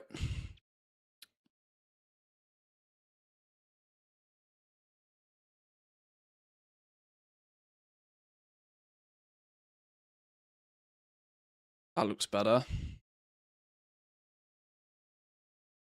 Crazy Bear has a sheet for this exact reason. I don't fully understand his scripts, but it's a great learning exercise. Yeah, I tend not to do much of this, generally.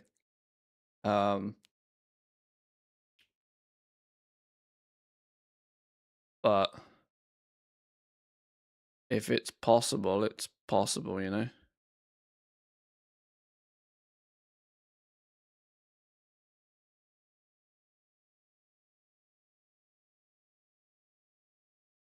He works out the price of his lumber based on his sales.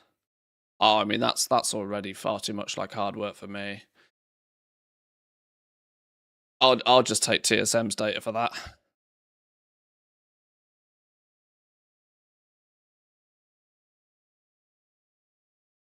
$483 per lumber is his average. It'd be interesting to see what it is.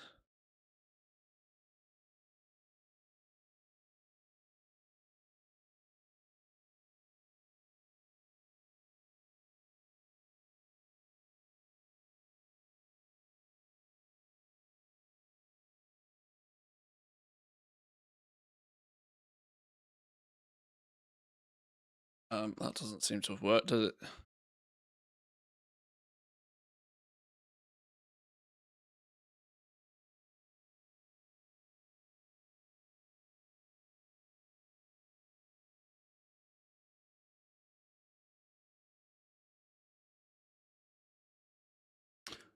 Oh, wait, some of these numbers don't look right either.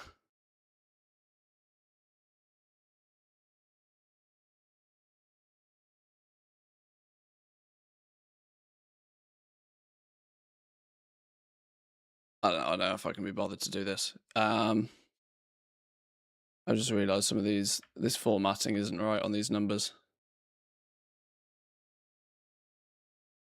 Just let TSM do the legwork if you want to focus on your highest turnover deck, or just make your buying operations ignore stuff below a certain sale rate or sell per day, or create scan groups that only scan for the best selling stuff. Yeah, I mean that's probably the play long term.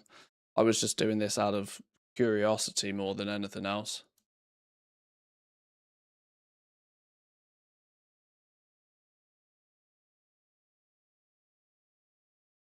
This is where you can see, you know, fences, Algari fences. I have clearly bought a lot and not sold a lot.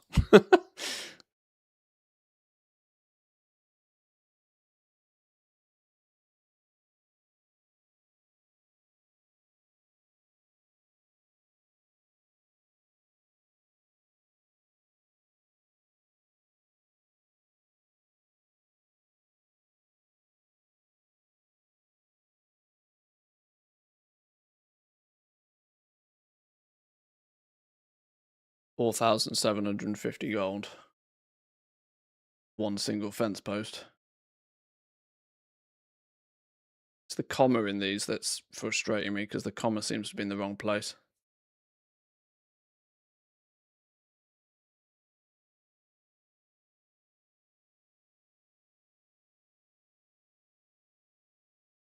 I'm sure there's some clever stuff I could do with this, but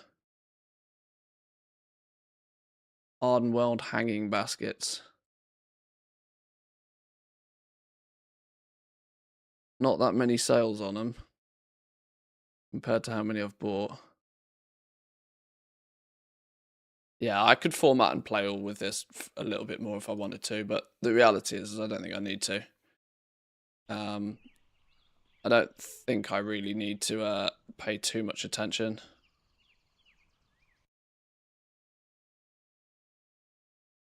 Good thought exercise all the same, though.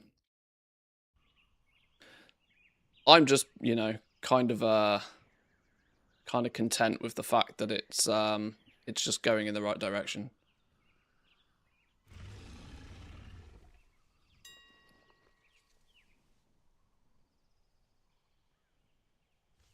But I do need to be a little bit more sophisticated with how I buy my lumber now, I think, than just shotgun approach using point blank sniper.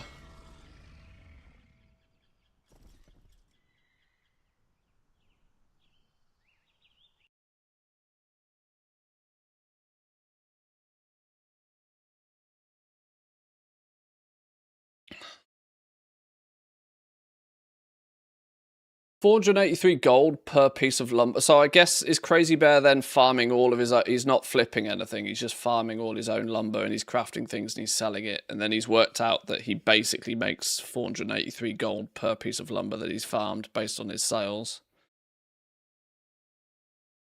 Which is good hindsight information. But like I said, my TSM custom price sources basically do that, but without the variancy of a very small sample size. But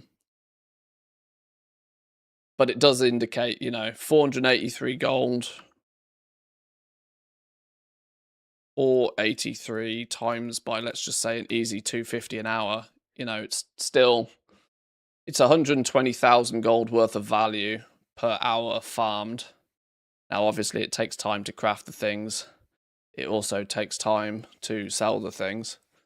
So even dividing that by 2, it's still 60k an hour at those numbers. But it's one of those things that I don't really like boiling it down to a gold per hour, because unless you're also very carefully tracking your actual time spent, then it's not really a true number.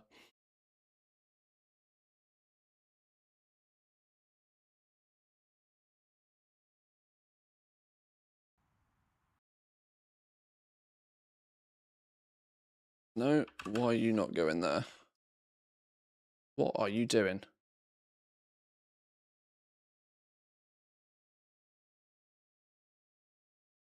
Go back to your proper space. Why is all that not working properly? I don't know.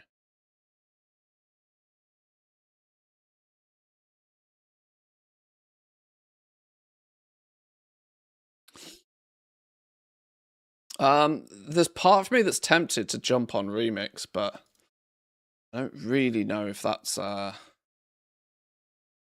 priority for me right now.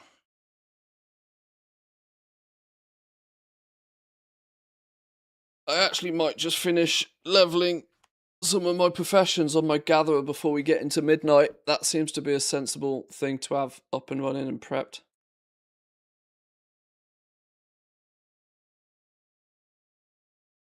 Tracking hours spent and then the profit is a better approach to real gold per hour numbers. Yeah, it's too easy when doing a sort of a gold per hour metric to like, oh well, I ignored, I didn't account for this or I didn't account for that, and then all of a sudden you just realize you've artificially inflated your own numbers. Come fish on the beta? God no, I don't fish on live. Never mind on the beta. That is not happening. Several lumber tracker add-ons, but none of them seem to change the color of the actual lumber node, so they're easier to see. Is the only thing I want an add-on for. I don't think it's possible. If you're talking about the fact that it's a yellow log on your minimap, that's not possible to change. You can add things to the map, but you can't customize the icons that appear on the map. Is my understanding.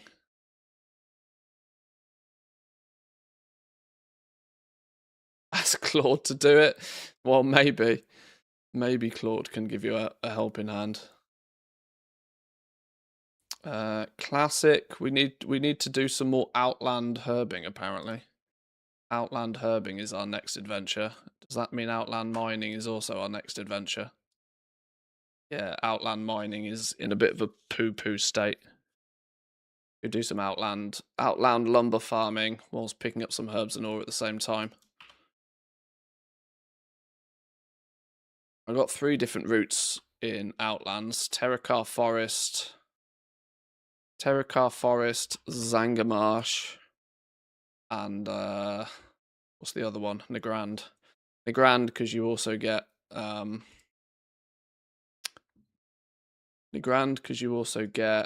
what's his name? Corium.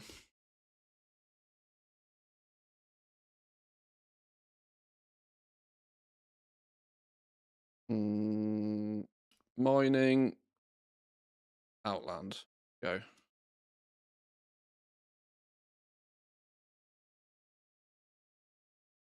Right, Valdraken, Orobos. I can never remember these portals, and every time I feel as if I've learned them, they go and change the damn things. That means Shatrath is downstairs.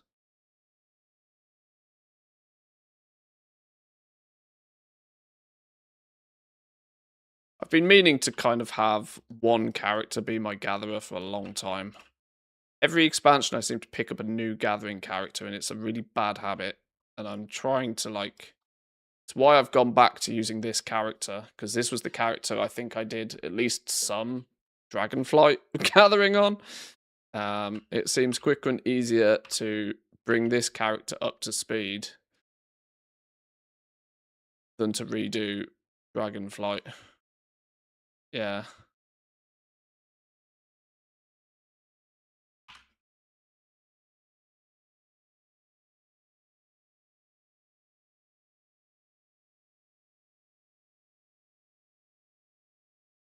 Yeah. Zygor wants me to fly around Nagrand. I might use my lumber farming path instead, as it will still hit many places where mining nodes could be, but is more focused on lumber. Thanks, Zygor, but I think I'm going to follow my own lumber route instead.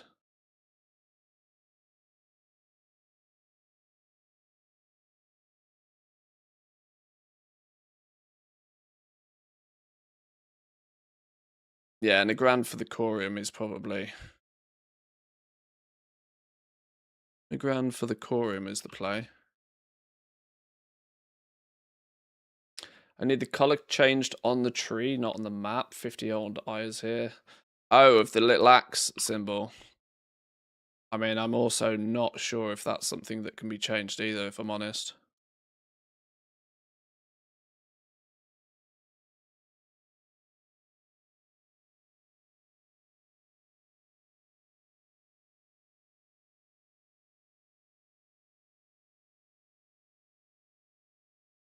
How many lumber per hour are you getting per toon? Do you use multi-toons, and is it possible to do with 8 toons to get lumber?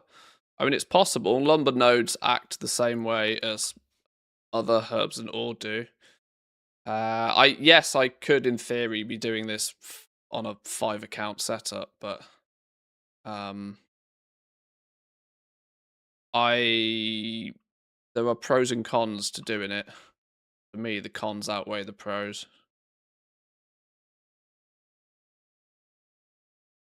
You can get 250 lumber an hour if you're focusing purely on corium vein. Yoink. Easy game. Easy game. 4 pieces of corium. Boom. Yeah, if you're focusing on just lumber and ignoring everything else, 250 an hour is possible.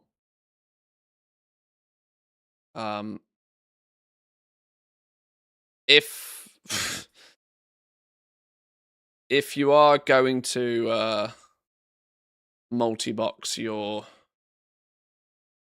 gathering, at least take precautions to make sure that you are sharding to like low pop servers and trying your absolute best to avoid interaction with anybody else. As gross as it is to say, you'll just harvest reports multi-boxing these days. And it's only going to be so long before you harvest one too many reports. And then you get auto-banned, and you are absolutely shit out of luck trying to speak to a human these days, unless you happen to be a prominent enough member of the community that you have a direct line to somebody. Which, for the most part, even as a WoW partner, I don't even really consider I have.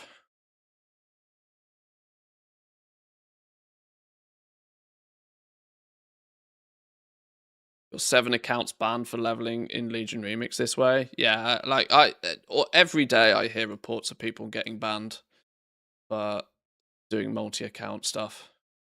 And my take on it is it's just not worth it. I don't care what the terms and conditions say, because other players don't care what the terms and conditions say.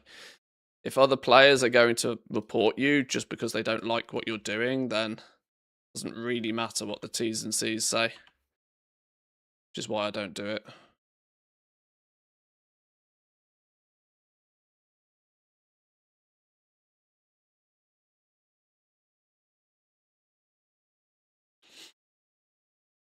Interact with them, tell them you're not a bot. Yeah, just reply beep boop every time they say something. The silly thing is you always hear about the people that like, oh, I was whispering this guy and he didn't whisper me back, so he's clearly a bot. Well, I'm sorry, if random person whispers me, A, I might not even see the whisper, because for starters, on a lot of my characters, I don't have chat prominent in any way, shape, or form. And even if I do see your message, I'm under no obligation to message you back. So I've always found that argument kind of a bit silly. Playing since vanilla, no problems. Legion Remix, leveling permaban. I also, one thing I see a lot of the time is that people, they go too hard too fast. And by that I mean that people will have played on one account since vanilla. I'm not saying that you've done exactly this, but I'm just saying this is what I see people do. Like, people then buy 4 brand new accounts, activate them with a month of game time, and then go straight into multi-boxing the shit out of the game with them. Now, that is going to set off absolutely monstrous red flags at Blizzard. because those accounts have done absolutely nothing ever than do a multi-box thing. You've not leveled any characters, you've not like played the game, you've not like done anything on those accounts other than harvest them for their, benefits. And there's such thing as having like a well-aged account, an account that's done other things. Otherwise, you are likely to get reported by others auto-banned, and Blizzard are going to take one look at it and go, yeah, these accounts were purchased purely for the sake of manipulating the economy.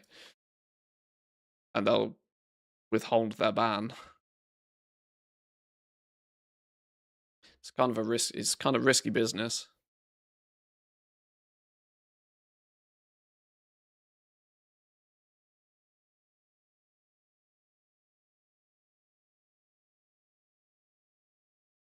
Leveling 3 to 4 accounts in an area that boosters did it and had some weird interactions with them. Yeah, you just harvested mass reports. You'll have harvested reports off players who would rather either see you as competition and rather see you go away, or people that fly past and just don't like what you're doing. It's not worth the risk. That's why I'm not gonna tell people they can't do it, but I will always recommend people don't do it. I don't care what the terms and conditions say.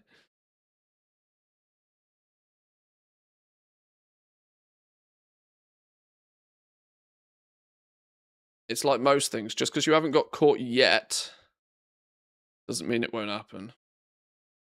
If you value your accounts,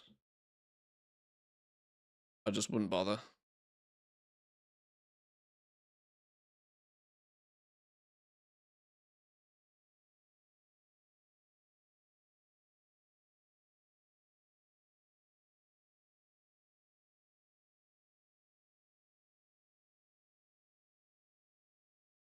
It's fun how the leveling boosters are their own biggest enemies.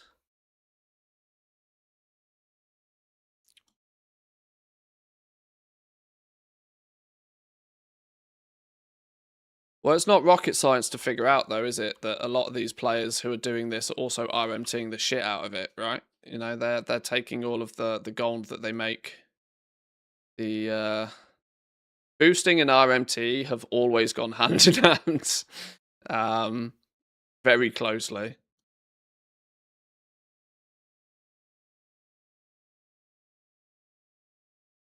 And so it's of no surprise, really, if somebody is willing to break the rules in one way. You can't be that shocked when they're willing to break the rules in other ways as well, such as mass reporting people that they just don't like the look of.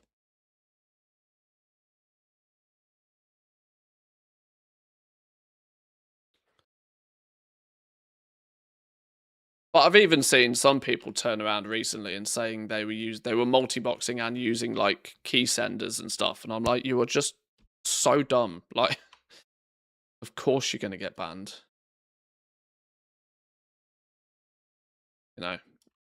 So often people think that, oh, I'll do it in a way that I won't get caught, and then they get caught.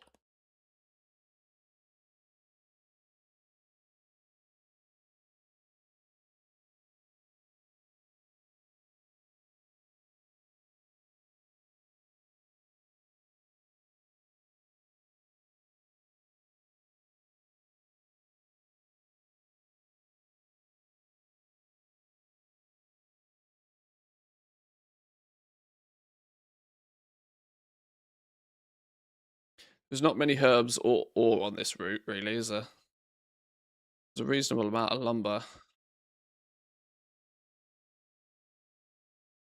Celtic Gold got 4 accounts banned using software the other day. Yeah, exactly. Like, some people are their own worst enemy.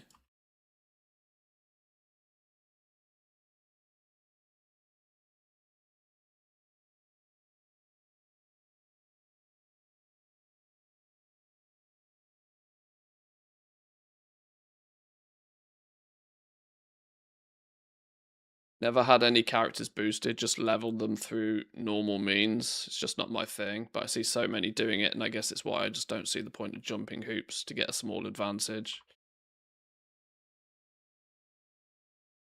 It's difficult at the moment because alt armies are as much in the public eye at the moment as they have ever been.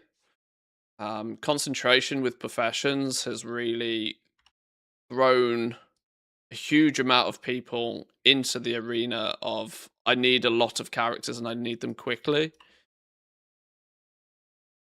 And so it's clearly causing some people to try and go one step too far when trying to gain that advantage.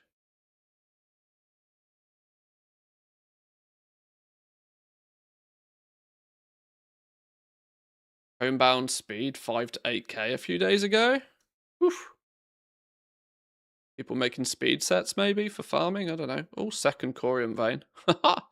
Smashing it on the corium.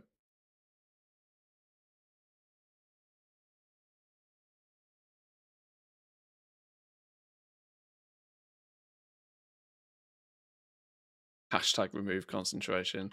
Yeah, I'm aware you're very much in the remove concentration camp. Okay, there. Okay, I didn't hear myself say that before I said it. I mean, it still makes sense, but let's not use the word concentration and camp in the same sentence.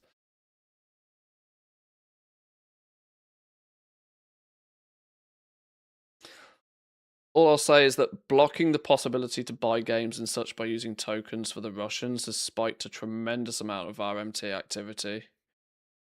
It was one of the worst decisions by Blizzard.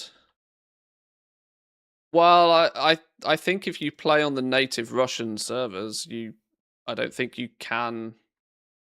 I don't think you can pay for the game in any other way than with gold, right?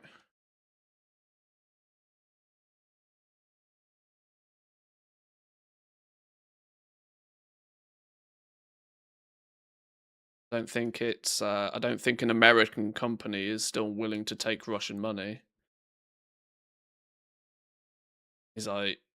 Is the situation I believe is the case. Then you go and see just how thriving the Russian servers still are. That's a lot of people playing the game just by generating in-game gold. And I would imagine there's quite some of it not done overly legitimately either.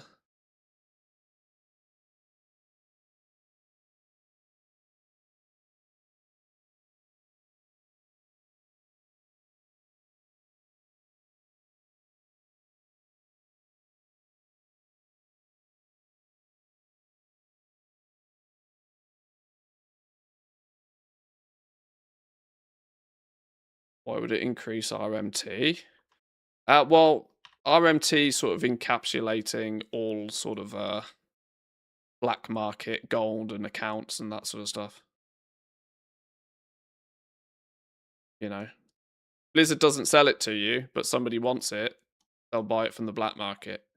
And that increases the demand on the black market for gold. It increases the demand for accounts. It increases the demand for all of it. Where there's a demand, there'll be people that meet the needs. It's why Classic is the absolute bot haven, because Classic is a game mode that's so funneled in one direction. Classic is so much about you level a character, it takes you you go on that journey of leveling the character, and then endgame is all about raiding. And all about raiding very quickly revolves into, which way have I been going around this route? I don't even know. All about raiding very quickly requires people to like try and optimize their consumables and all this sort of stuff. Classic's far more hardcore in that regards. And has in turn meant the demand for gold on Classic is far outstripping what the demand is on retail. So hence all the bots live on Classic.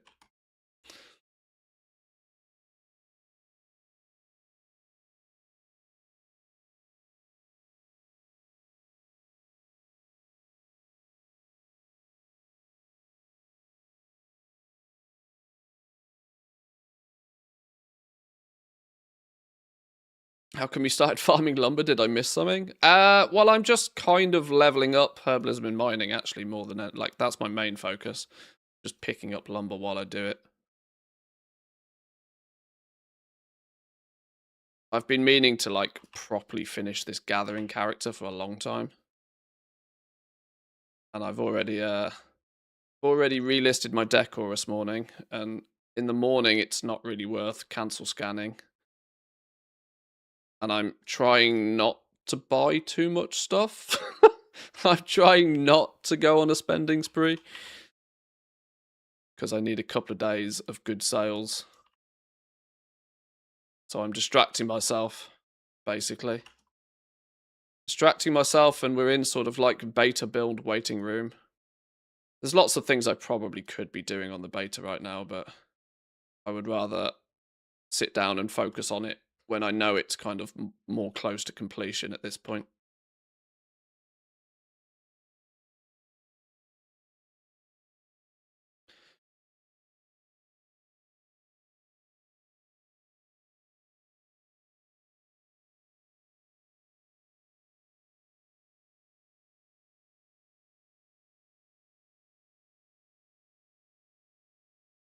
Didn't realize how much of a chore Outland mining was to level. Should I be just farming fell iron instead?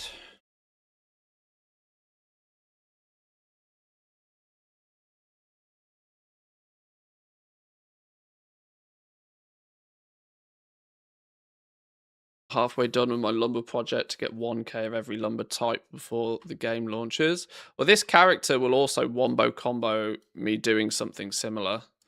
The fact that I have basically most of the expansions to level shit up in.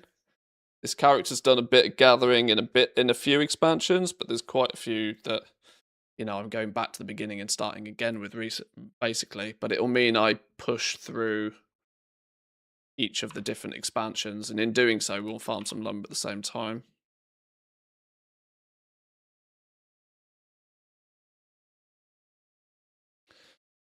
I am somewhat intrigued to see just what happens in a you know, a month or two's time when Midnight launches. Just what sort of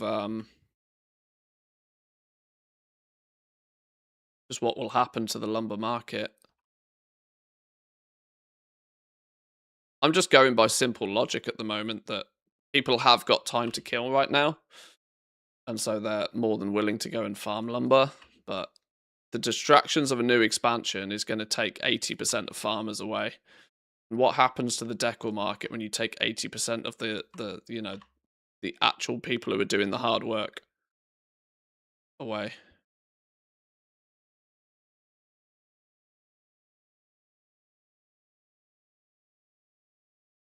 Even if it's just for, like, you know, stupid whales with, like, public orders.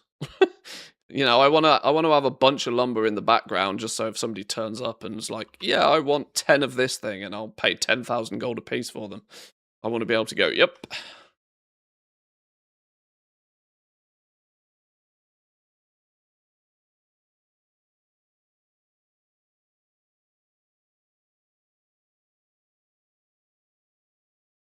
Zygo have lumber roots? It doesn't, no.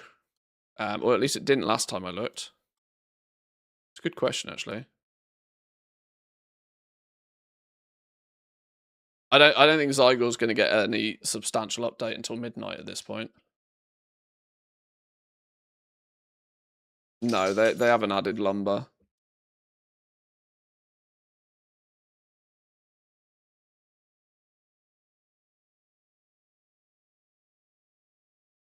All my routes are in my guide.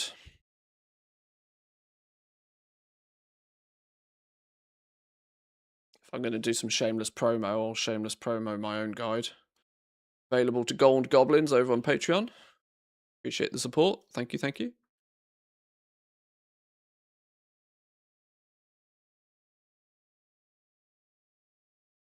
Where the flip? Oh, there it is. It's on the branch.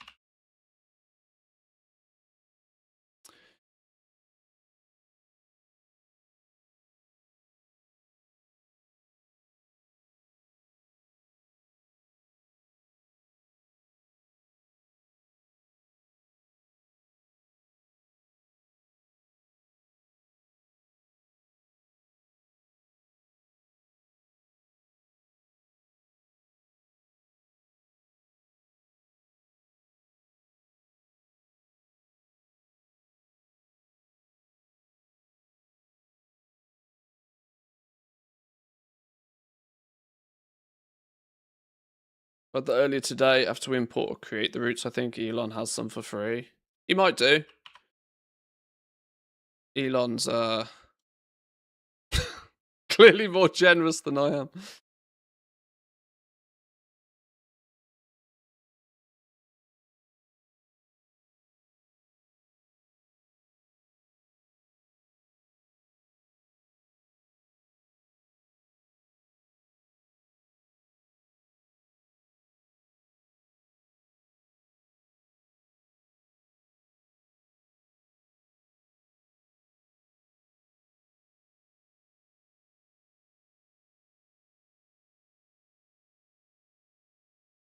Where the hell's the lumber? There it is. In weird places, these. I mean, in fairness, they are all on trees, but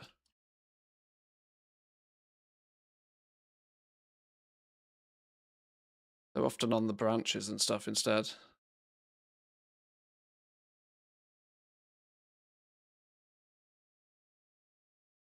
It's a good project to make your own so you know how to make them in the future. Yeah, they're not difficult to make. Well, at least I think the roots add-on is relatively self-explanatory.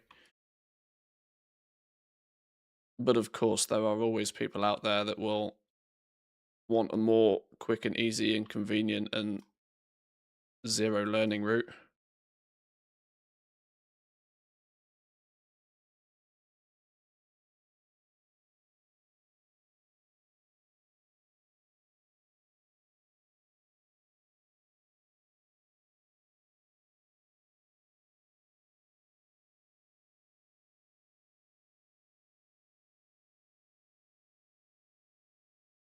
Adamantite nodes are still guaranteeing skill points.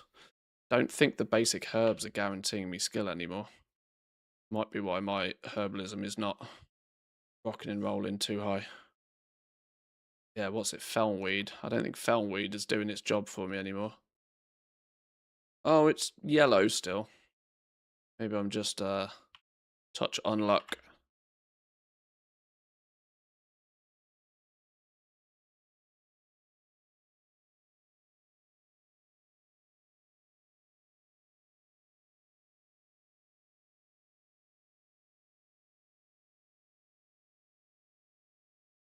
Don't want to mind Manthi's guide. No, it's fine. Like the concept with my guide. In fact, it's actually one thing I was gonna. I haven't done this yet, but I was gonna put a channel point redeem for my guides for the regular of you out there who support me either with Twitch subs or by watching ads for a while and stuff. I was gonna put a channel point redeem for the guides so that there's an alternative to the Patreon.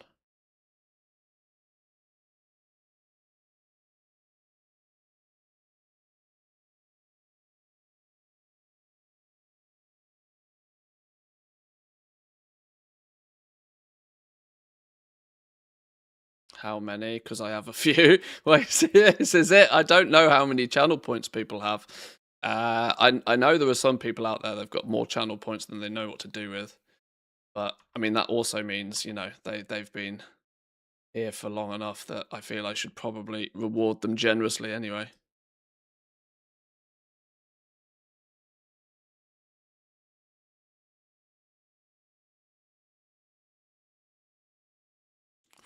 Flipping out over a mil. Oh Christ! Hang on, it is a I don't get channel points in my own channel, do I? No. It just shows I have an unlimited amount of coffee beans.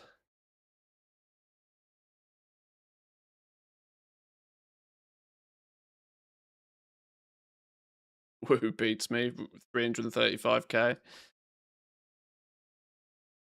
Yeah, I'm pretty much of the opinion that regulars should be awarded accordingly. I'm just ever so slightly cautious that I don't really want to promote just like I don't really want to promote lurking in the background just for the sake of harvesting channel point. Like I've always been careful with that sort of stuff.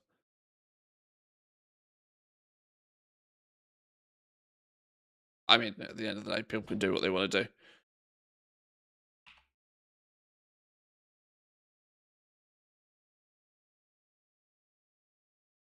Ooh.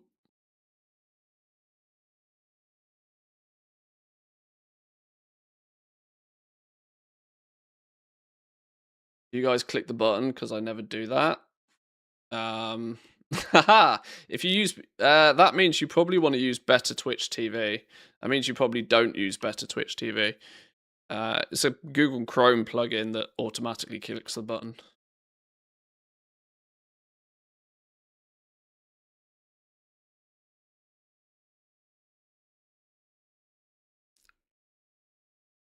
Oh yeah, my channel point redeem options are terrible.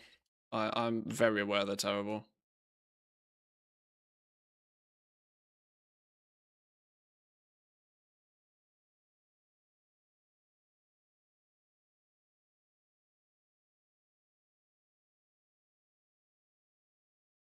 Nobody's saying uses Chrome. I'm clearly not saying then.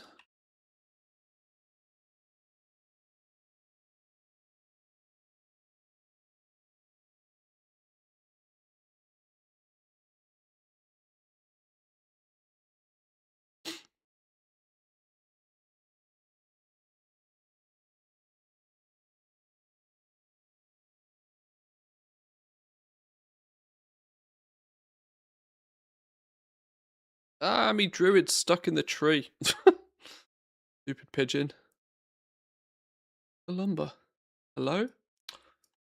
Wonder I couldn't find you. In the ass crack of the tree.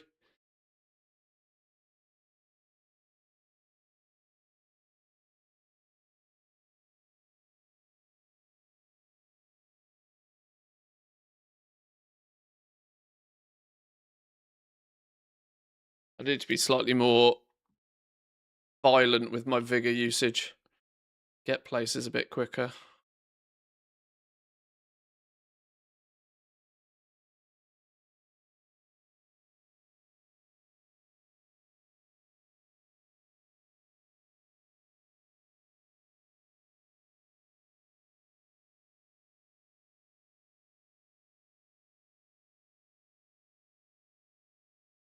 We getting a reasonable amount of lumber while we do this. Where is my lumber? 87. I haven't sort of tried to time this or anything. I'm more just trying to, you know, when we get mining 75 and herbing 75 or whatever it is, we'll move on.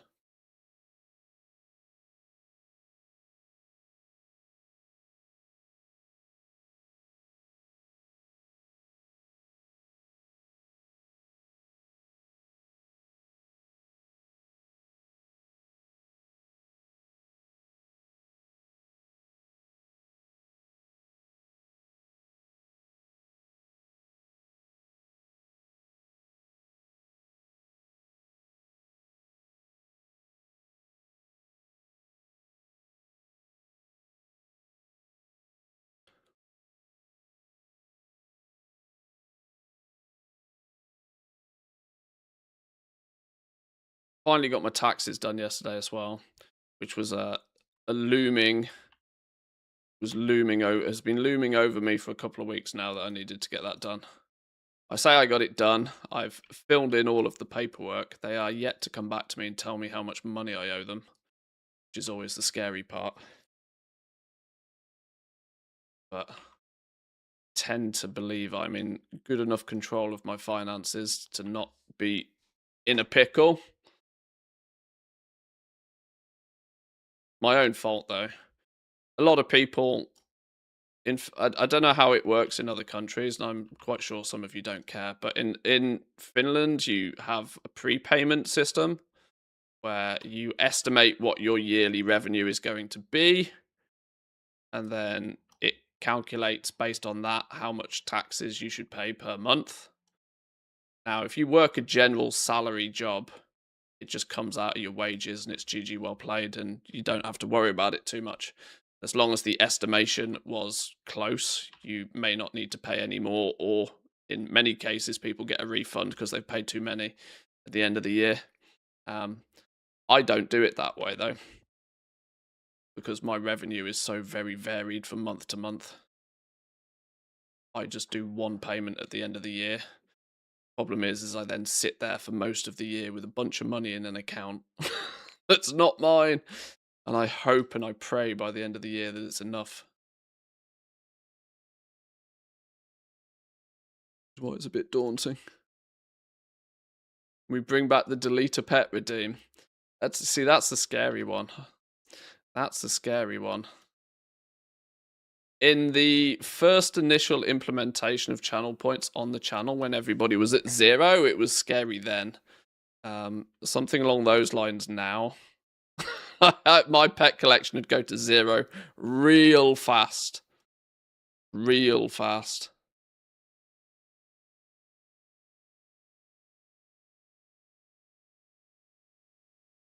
Do you have to pay tax on interest? We do in Australia. Pfft, interest? Banks don't pay interest.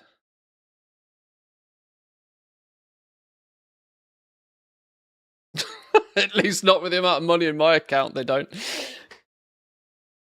Interest, you funny.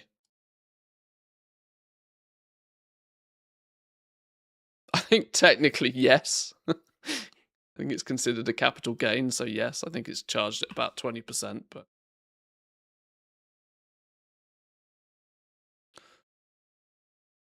I'm not fluid in accounting.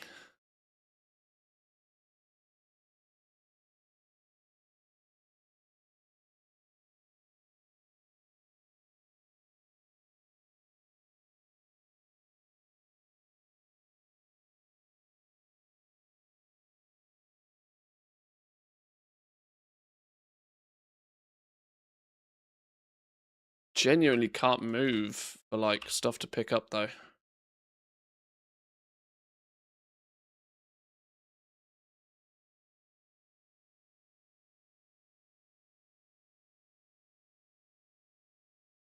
Wait, what? Where the hell's this? Oh, it's because my graphic settings are on doo-doo. 6 Danish crowns on one account this year equal to about 1 USD. Yeah, interest. What's that? I'm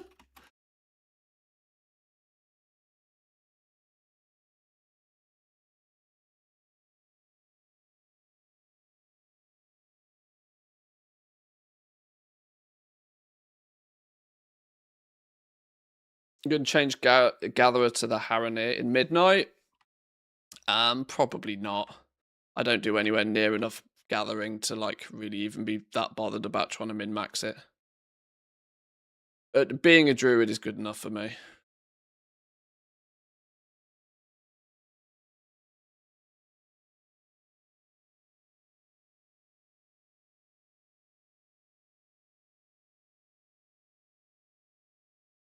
It's what's their perk? Is it finesse? Is it finesse?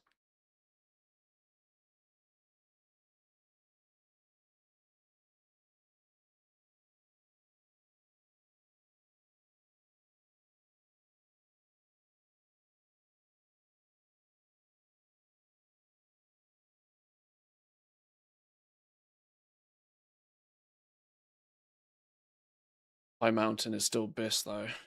I'm not sure. Like I said, I'm by no means a pro at gathering. You know, I know my way around, but I'm certainly not doing it enough that makes these slight racial optimizations really worth anything to me. If you were doing 20 hours of gathering a week, then, you know, the optimization adds up over time, but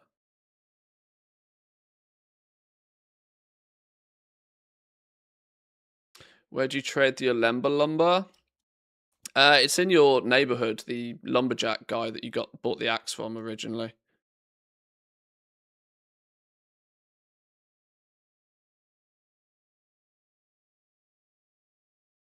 I think it's 5 lumber from one to the other, if I remember correctly.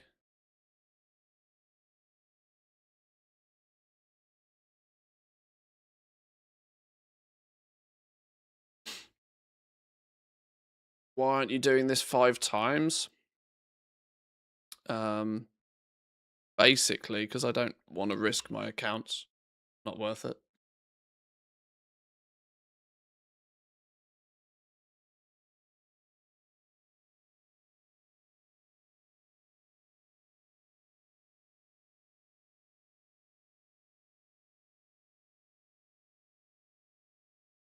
while I am farming lumber, I'm actually predominantly trying to level my herbing and mining for Outland. Once my herbing and mining is leveled up, we'll move on to another expansion. Lumber's just a bonus for me at the moment.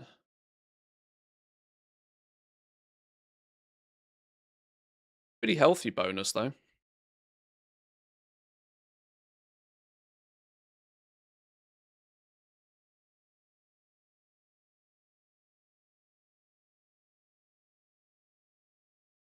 We've already found a couple of corium nodes, which will help. A few extra pennies.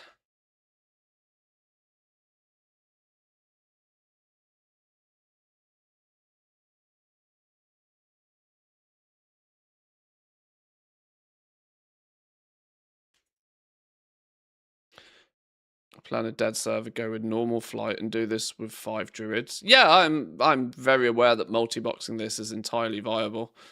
For me, the risks outweigh the reward. Your mileage may vary.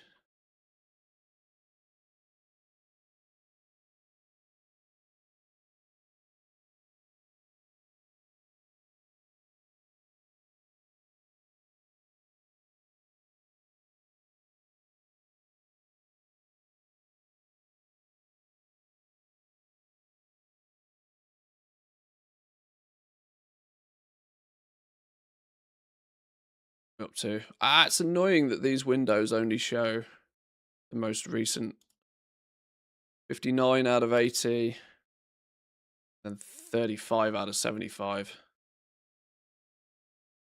I didn't realize mining takes so flipping long.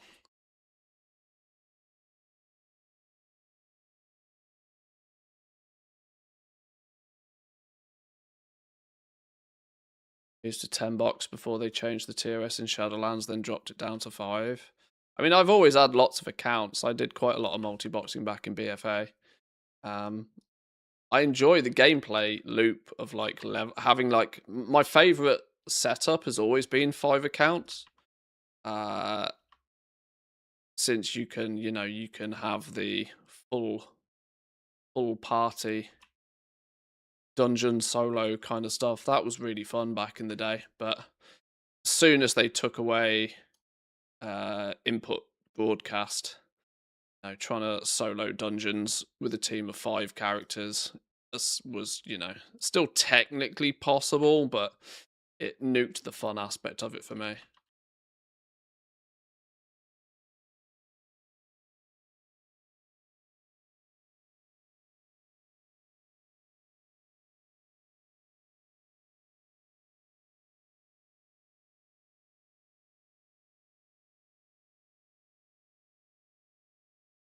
I might give this 20 minutes and do one re-list of auctions, re-list of the decor.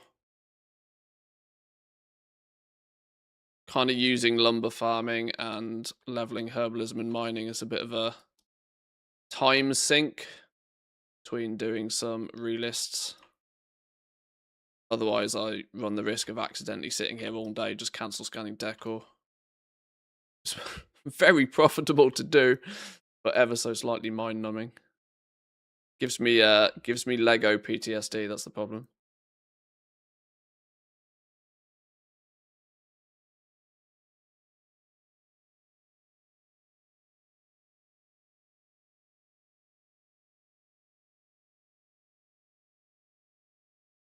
It's worth it till it's not.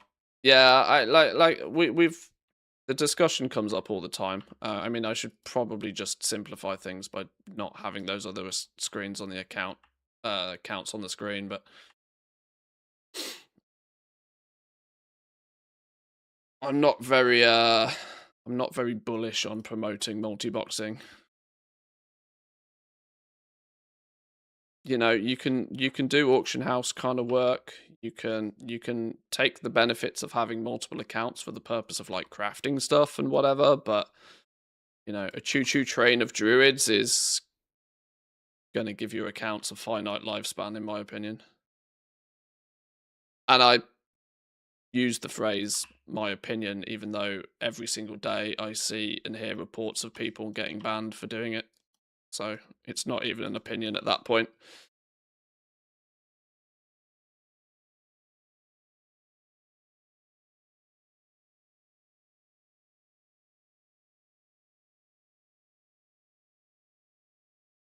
A friend who uses broadcasting still, and he's on the same dead server as me, and he's been fined for 4 years. He also said he's not worried of bans because it only happens if a player reports him. But since he's on as far as I'm concerned, he's breaking the rules, and I can't wait for him to be banned. You know, I don't really see it's I don't see it's a get out of jail free card just because you haven't been caught yet.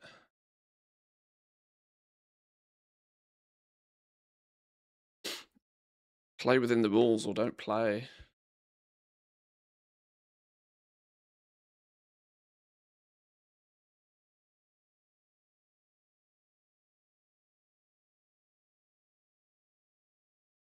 Because World Quests racks in 1.7 million a week. World Quests? Sounds painful.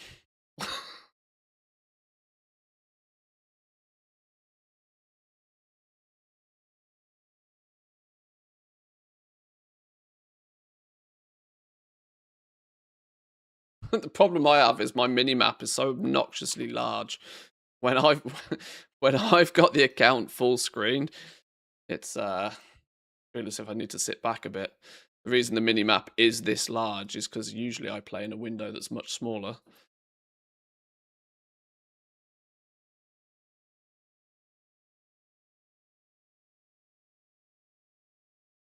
Curious, how do the bans work? Do they kill the accounts that you just banned? Like,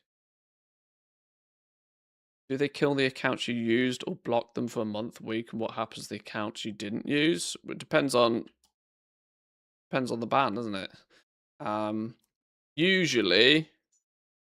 Usually your first offense won't be a permaban unless you've done something really egregious. They give you the option to make a mistake and learn from your mistake. You might get a 3-day ban, a 7-day ban, 30-day ban. But if you are deemed a multiple offender, you'll eventually just get a full-on permaban.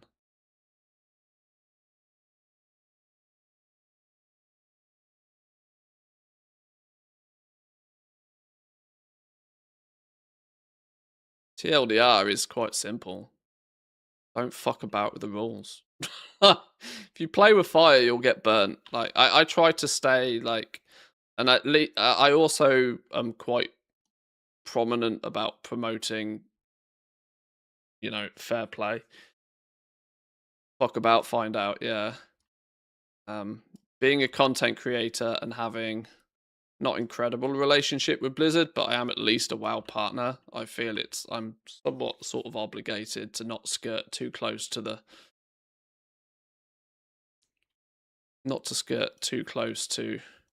there's a difference between clever use of game mechanics, such as using bonus accounts to help you move from one shard to another, for example.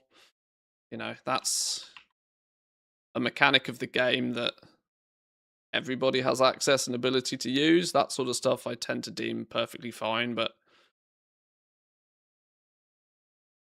unfortunately, multi-boxing on 5 accounts for me is one step too close to risking the longevity of my accounts. Keeping my accounts is worth more to me than a few extra pieces of lumber.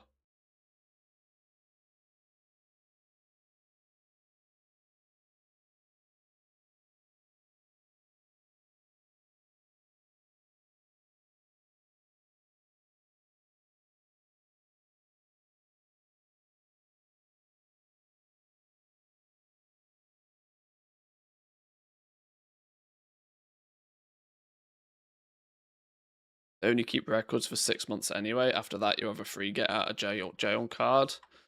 I wouldn't rely on that. My account got permed, I'd quit. Yeah, I think I'm probably in the same boat. But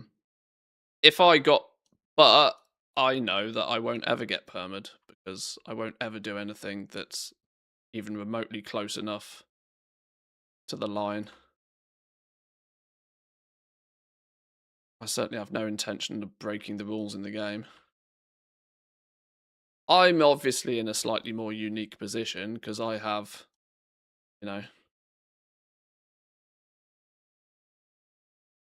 I have a little bit more of a financially vested interest in keeping my accounts alive. Um, not everybody has that, and so some people might feel more comfortable risking their accounts. But I played this game for 20 years. To lose my account over something silly like farming a little bit extra lumber, nah, no thanks. Not happening.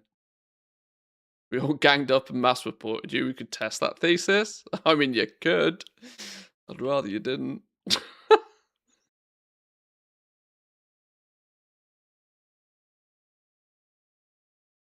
For science, as we say.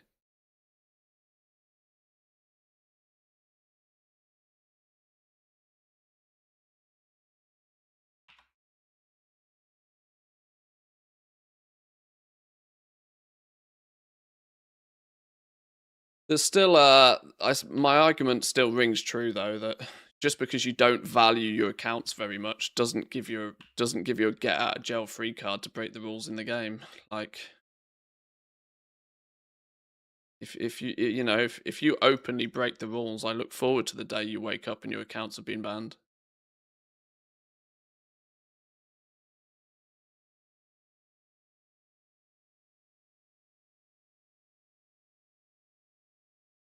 Funny thing is I'm pretty sure these days.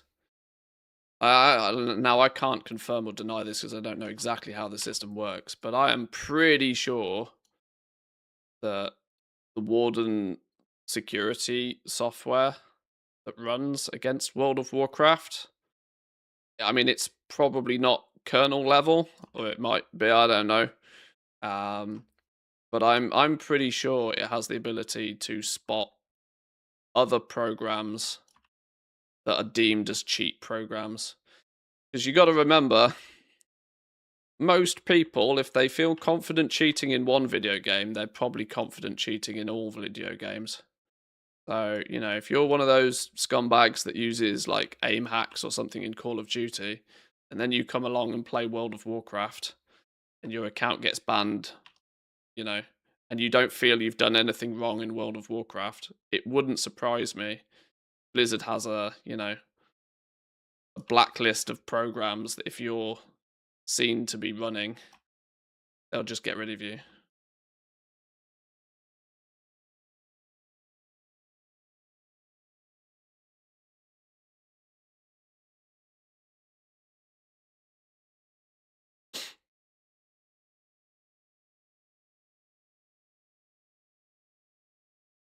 Having my account being named my original name from before accounts for WoW 1, 2, etc. I kind of want to keep my account a bit longer.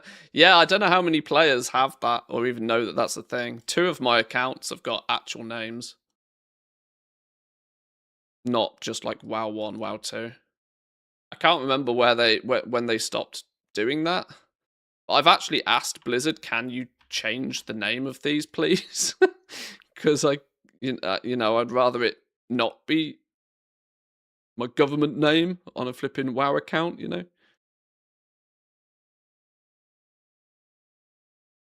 But no, apparently they can't change them. I don't know if it's a can't or a won't, but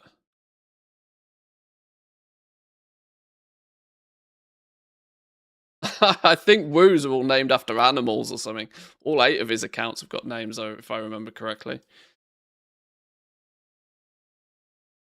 He's got his frog account and his cat account, and I want it changed because it's a cringe name. Oh, it was like you gave it a nickname or something back in the day.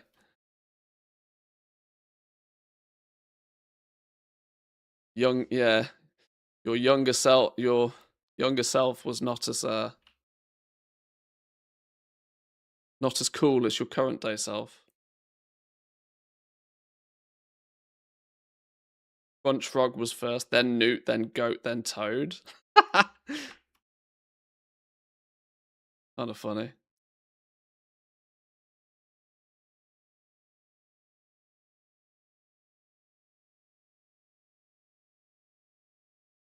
Legolas 69 420.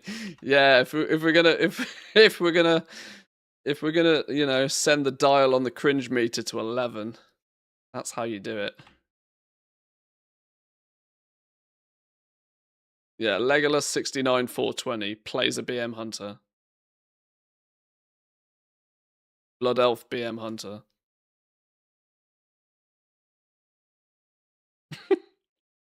Why not?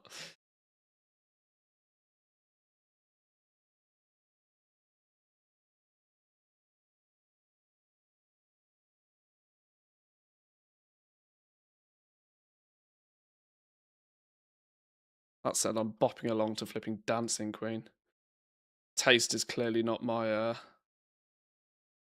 strong suit either.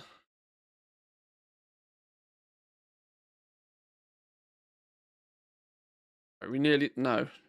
I was going to say, are we nearly there yet? Clearly not even close. Oh, Fell Iron is not giving me skill points at all. That's why. Okay, I can see why Outland Mining is a chore.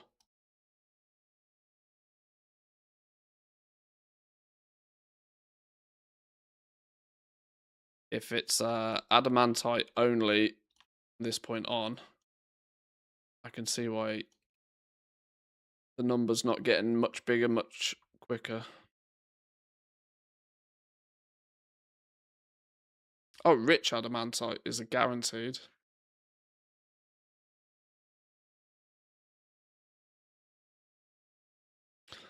Pick up the Felline anyway, because, gold is gold.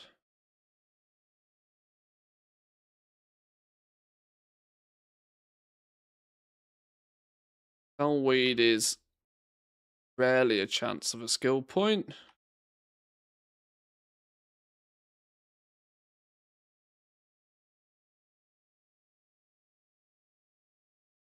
Does anybody kind of wish that they did make lumberjacking its own profession? Or are people quite happy with it being sort of anybody can do it? I see. I've been a big fan of all gathering professions, like being like lumbering. I would happily see them take herbalism and mining and even skinning and slap them as, if maybe secondary professions. I think lumbering could have easily been a secondary profession. It would have been quite nice to have had to level it up a little bit, maybe, and got slightly better at doing it the more that you did it. Rather than it just being a go buy an axe and off you go. But I kind of think that lumbering being something that everybody can do, and still to this day, 500 gold for a piece of lumber's plausible. I think that goes to show that just because everybody can doesn't mean everybody does. Which adds fuel to the fire of my argument. How about we just make all gathering either secondary professions or just baseline? Everybody can do it.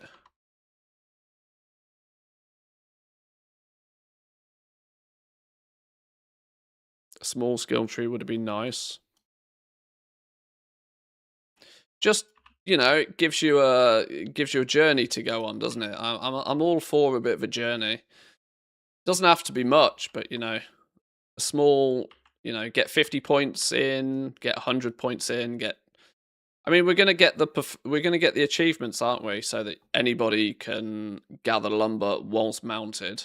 That's after you've collected 250 lumber of each type in each of the expansions. Which, for people like me who don't particularly enjoy the art of just flying around picking stuff up, I need there to be like a task alongside it. I weirdly don't mind leveling the professions, but as soon as the profession is leveled, I'm almost instantly bored. The journey's over. I've reached my destination. I'm good now. See you later.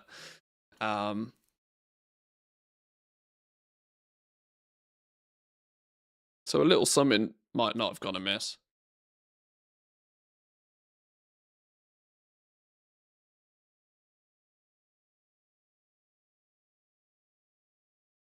It'd been more fun if it was a secondary profession, do you think?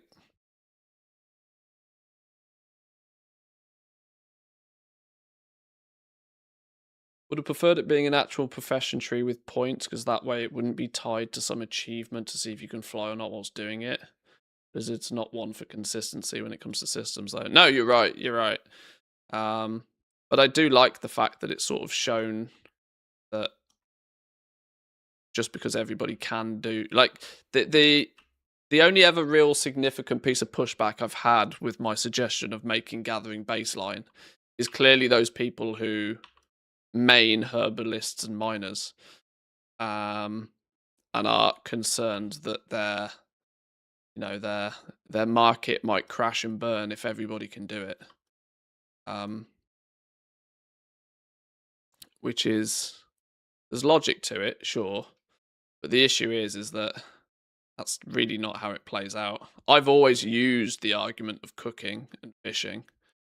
You know, everybody can be a cook, everybody can fish, everybody in theory can be self-sufficient with their food and their feasts and stuff. That is one of the most thriving markets every single season, because people are lazy. Because people want somebody else to have done it, and they'll pay them a small premium for doing it. And I think lumber's showing the same thing, right? The people who are out there willing to go farm the lumber are able to charge a premium for the effort. And so far, it's been pretty rewarding for players. Some people will choose to buy it off the auction house, and some people will choose to look at those prices and cry and go farm the lumber themselves.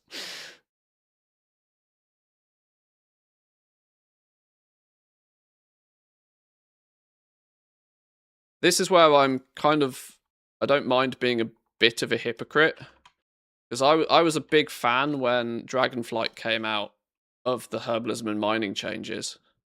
I was very pro spec trees and stuff for herbalism and mining, for the reason I mentioned a minute ago. It gives me a bit of a journey to go on with my herbalist and miner. That was my thought process. But where I'm quite happy to be a bit of a hypocrite is that, in hindsight now, I would rather it go back, herbalism and mining go back to being dumb simple. Because I think the game is like really missing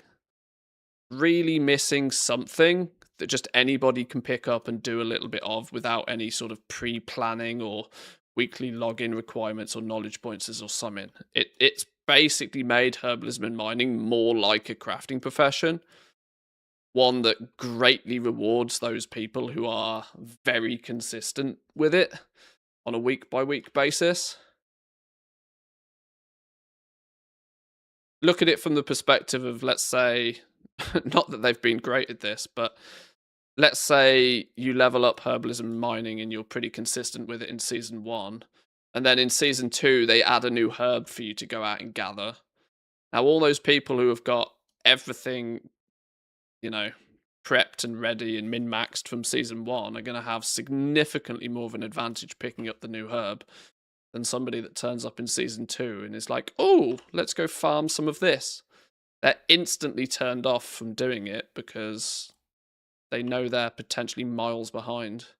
And something simple like gathering, I've kind of come to the conclusion over the years, over Dragonflight and the War Within, that gathering should just be simple. The crafting professions are there to have, the journey and the benefit for consistency and this sort of stuff. That sort of fits, that sort of works in my mind for the crafting professions. Because your goal is to become the best crafter and to stand out from the pack in theory, at least, anyway. With gathering, you're flying around, you're picking up herbs. Like, people want to just do it for an hour before raid starts, or they want to, they're trying to get into a queue for a mythic plus, and it's just it's a time fill. Herbalism and mining used to be a time filler activity for people. Time filler activity that conveniently provided them with a little bit of gold that helped cover the cost of their consumables. But it wasn't ever it wasn't a big deal. That's kind of missing from the game now, it feels.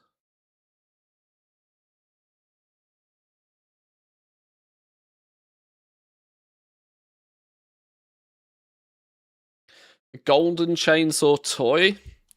That would be cool. You unlock your golden chainsaw, and it's double lumber gathering speed. Make this damn bar not a 3-second bar, but like a 1.5-second bar. After gathering 10,000 lumber, I'd chase that. It'd be a stretch goal. Wouldn't make a world of difference to the people who only gather a little bit of lumber here or there, but it would ultimately make a lot of difference for the people that end up farming a lot of it.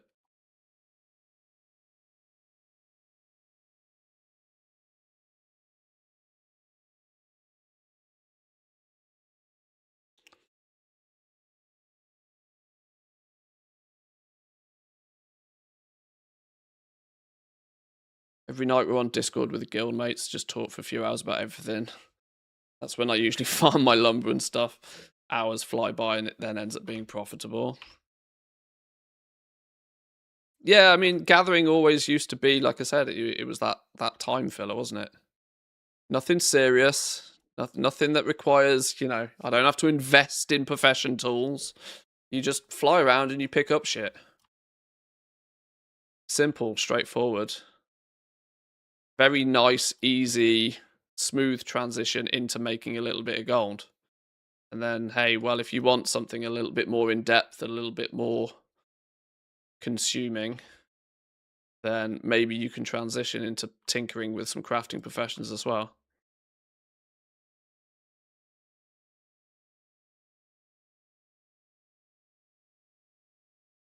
But a brand new bare naked herba miner from either Dragonflight, the War Within, or what will equally be Midnight, because the same system is carrying forward.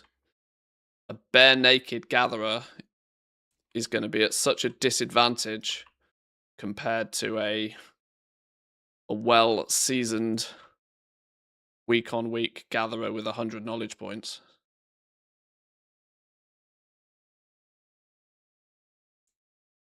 This is why it's a bit of a 50-50 argument for me, because I agree. I like the journey aspect of it.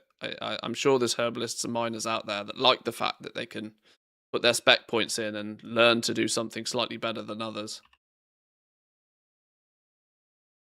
But I still think there needs to be an easy option.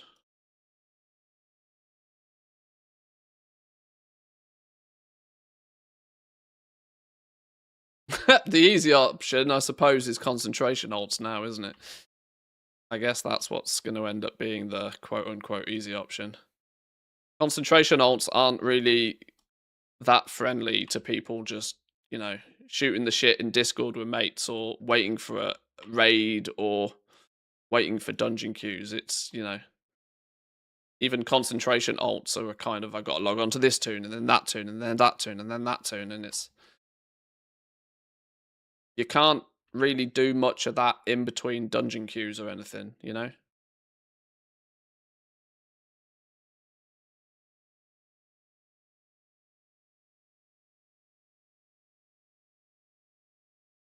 There's catch up for gathering. It does feel good keeping on getting the knowledge points and seeing the progression. Yeah, I mean, it's too grindy though. The fact that the catch up system for herbalism and mining is not much more than a few knowledge points an hour. And there's hidden prerequisites to even get it, which you have to be aware of. Nothing in the game tells you that you need to do your weekly turn-in quest before you'll get catch-up points. Like, why is that system so goddamn secretive? That I've always thought is a bit batshit crazy. But I've had a bit of a, I've had a bit of a thorn in my side about the entire catch-up system since it was added. I think it's the catch-up system felt like a whole PR situation. It was like, we've added a catch-up system, now shut up. But it was implemented, in my opinion, very poorly.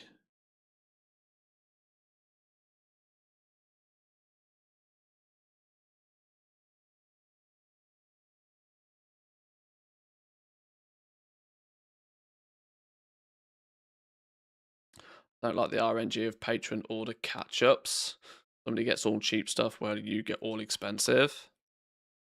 It's the cost is less of an issue for me. I just find it offensive that the catch-up system is capped at 3 per day. What kind of bullshit catch-up system is that? Like, it's not. The emphasis is you're meant to be able to go out and do a bunch of hard work to catch up to somebody. I don't believe that catch-up should be given to people just for free, because that does undermine the effort that was put in by the people who did it first time round. So I think it's fair that there should still be a cost implication to it. Passively, if you are late to the party, catching up will be cheaper because of the natural, decline in value of materials across an expansion. But to cap your catch up at 3 a day is like, what the fuck are you doing? So the fact that I'm trying to catch up, the fact that I didn't keep up with this in the first place, the catch-up system is basically saying, oh yes, you now need to make this a daily you must now follow this daily login reward bonus. It's like, well, if I was willing to log in daily, I probably wouldn't need the catch-up in the first place,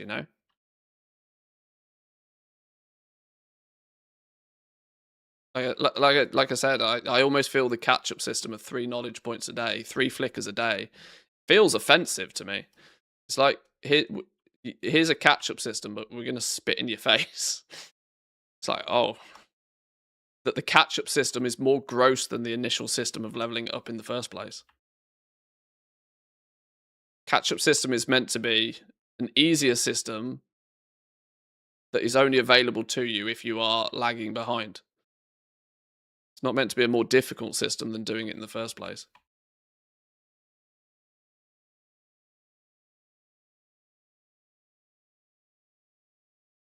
You've accidentally got me talking about work orders and catch-up systems again. Bit of a bee in my bonnet. Have we not got flipping... Oh, I keep finding fell iron deposits. My herbalism skill's getting there. We're 73 on herbalism. Mining is going to be a bit more of a chore, isn't it? We're only at 51 out of 75. And I'm already getting bored farming lumber. I need a change of scenery with quick time.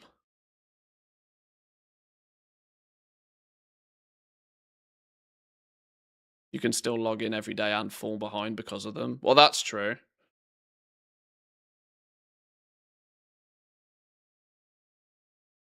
This is kind of like what I mean, that the system didn't really feel... It felt like the system was added in just to, like, shut people up. It wasn't added into the game with any sort of care or love. Monstrous amounts of feedback from Dragonflight, being that if you were behind, you were just fucked. And, clearly that feedback was loud enough that somebody at Blizzard was told that they have to implement a system to fix it. But it wasn't done with, any real level of care or love. It was just like, right, what's the bare minimum we can add to say that there is a catch-up system? Without actually much effort to try and make it good.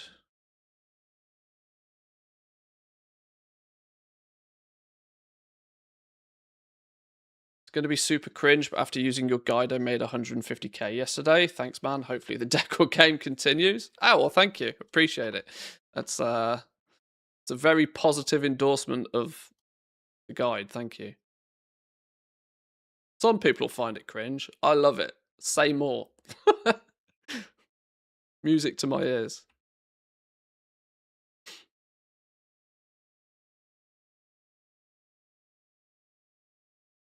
And more than anything else, thank you for the Patreon support.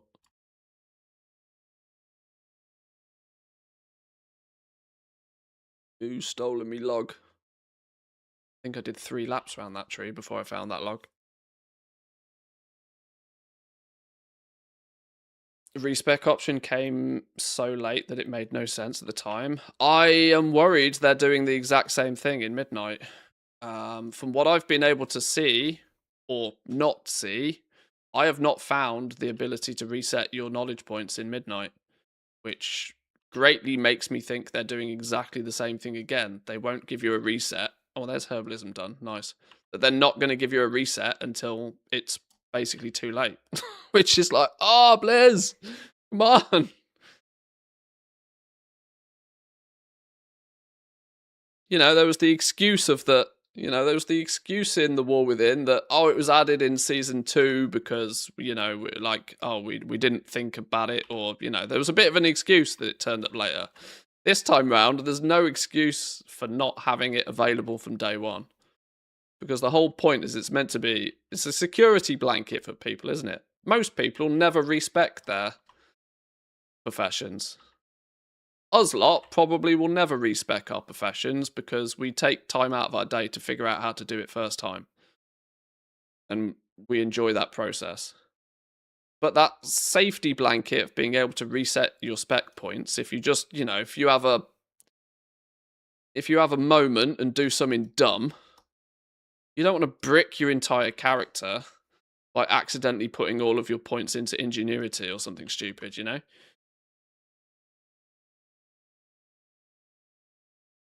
That one-time respec is already kind of a questionable choice by players anyway. I think they should let you respec your knowledge points as many times as you want, just with an ever-increasing cost. And make the cost be gold. Right? Or, fuck it, make the cost Moxie. Make it really be a decision that you have to think about. Make it cost 50 Moxie to reset the first time, 100 Moxie to reset the second time, 200 Moxie the third time. Quite quickly, people would be like, yeah, this isn't worth respecking now. I need this Moxie for other things. Plus, then at the tail end of the expansion, when you might already have more Moxie than you know what to do with, you might choose to, like, respec a few times to try a few different builds out. What's the harm in that? I had a read through it too. It's a good write-up of all the key points. Oh, thanks, Weir. Appreciate it.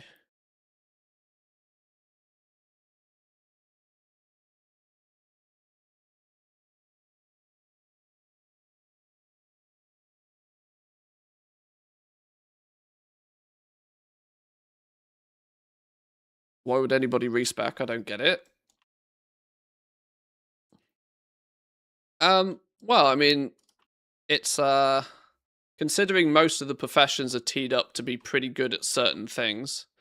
Look at blacksmithing, for example. Blacksmithing is kind of one of those where if you go balls deep into, I don't know, crafting chest pieces, and then you suddenly realize that shit, these chest pieces clash with tier and absolutely flipping nobody wants chest pieces, then maybe you choose to respec into boots. Now I know there's more seasoned players are often going to be aware of that the grass isn't always greener on the other side, but it's a safety blanket, isn't it? The fact that the system as it stands to this day requires you to have all of the knowledge ahead of time, and there is no margin for error in a video game is kind of brutal.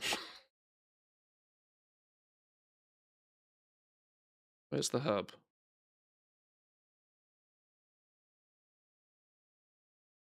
You don't want it to be so easy for people to respect their professions that people just do it, chasing the meta. You certainly don't want people to be able to harvest 100 knowledge points and then just respec those 100 knowledge points, into spec everything into one potion and then respec and craft all of the flasks. You want obtaining more knowledge points to still have value. So you do want some sort of limitation on how often or how frequently people can respec. The argument has come up from time to time about things like, put it on a cooldown or something. But I still think it's possible to make 2 silly mistakes in quick succession, which a cooldown would still fuck you over. Either, like, I think make it cost Moxie.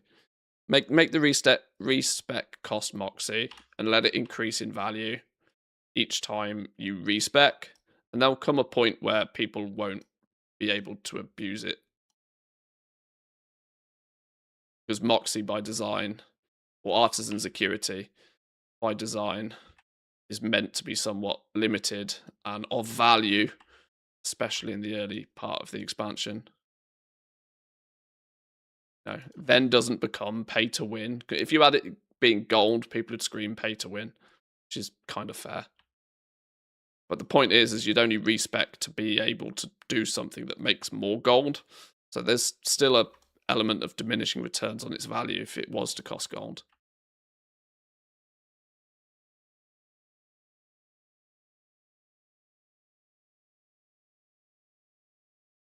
I leveled my first toon ever to 60 without putting in a single talent point because I played Diablo 2 before, where it was if you made a mistake, you had to make a new character. Oh, really? Jesus. I bet that was an interesting leveling experience. Whew.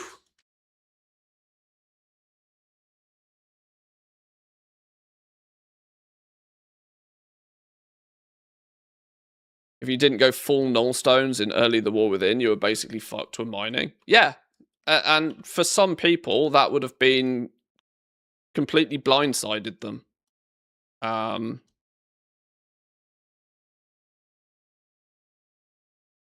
Market dynamics and value of items often is very difficult to predict until the game actually goes live.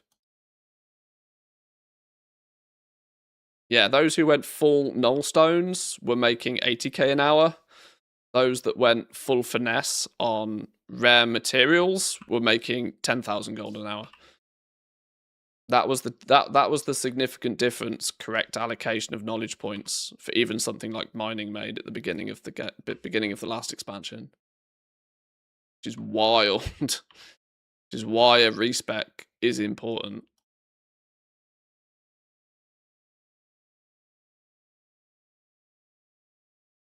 Put it on a cooldown at the very least. Make it expensive. Make it, grow in cost each time you do it. There's lots of different ways you could approach it, but only introducing it in season 2 of the expansion and having it a one-time thing is, I refer back to my previous statement. It's a minimum viable solution. What's the absolute minimum we can do to make people shut up? Which is kind of how it feels.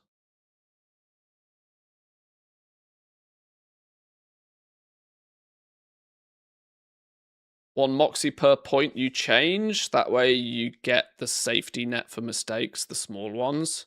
But it gives a large impact if you reset the whole tree. That's quite clever. Yeah, just make respec, unlearn, put an unlearn button. One moxie. Yeah, that's subtle.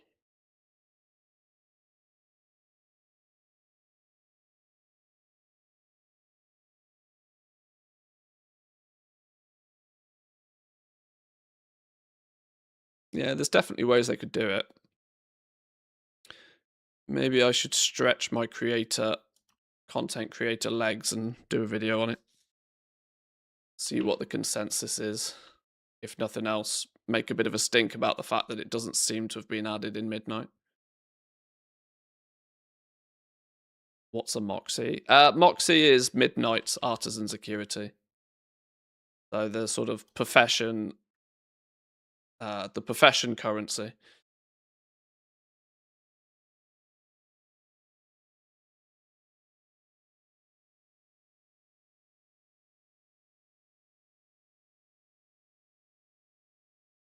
My take, skill issue, you make mistake, get good.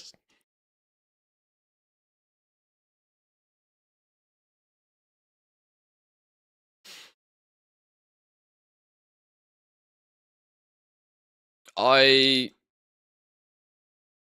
don't totally object. I don't totally object, but that's only because I'm somebody that is willing to put the time and the effort in to make sure I don't make a mistake in the first place, which I think in a video game that's not meant to be overly serious, it's a bit harsh. It's a bit brutal. You can enforce a system like that if you are also extra proactive in teaching players everything they could possibly need to know about the system before even giving them a knowledge point to make a mistake with. Right? You shift the emphasis onto educating the player ahead of time. And if they've gone through crafting school, they've got their diploma, then they make mistakes, it's on them. But Blizzard is also not willing to do that either. So the argument probably would be that the better solution is to just give people a safety blanket for mistakes.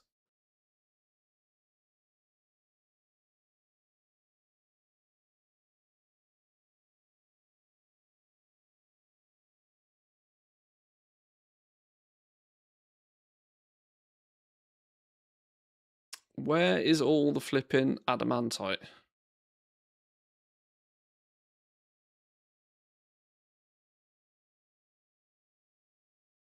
Oh, this is only yellow these days. What are we on? 56? Need the rich nodes even to get guaranteed skill point, it looks like.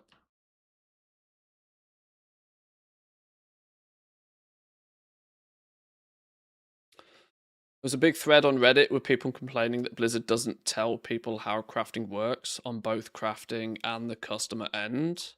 I've been I've been pretty vocal about that. A lot of my feedback already from midnight is that shit just needs to be explained better. Explain stuff better, and a lot of the problems will go away. The whole need to simplify thing stems from the fact that they dumped an entire new system on people and didn't really tell us how it worked. So many of the mechanics are like completely hidden. Even to this day, we're going to go into the third expansion with this system, and there's still absolutely zero reference in the game to what resourcefulness does. The game tells you what, you have the percentage. It tells you what your chance of resourcefulness proccing is. Nowhere does it tell you what resourcefulness actually does, though. They've added an appendix into the professions for Midnight, which gives you a little bit of a blurb of what resourcefulness is, but they've just copy pasted the tooltip for resourcefulness, which is basically like it gives you a chance to have some more, to save some materials. Yes, but how many materials? What materials? At what ratio? What percentage of the materials? Like it still excludes the details that people need to understand the system.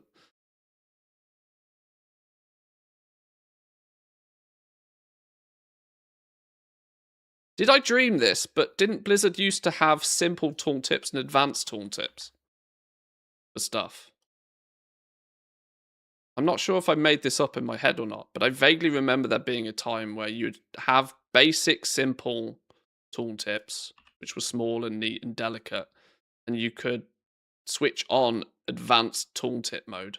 I don't know if I've completely made that up, but I vaguely remember something like that. But these days, they don't even like put the right information in any tooltip, it feels. Or just don't make the whole system stupid. It's only stupid because the game doesn't tell you how,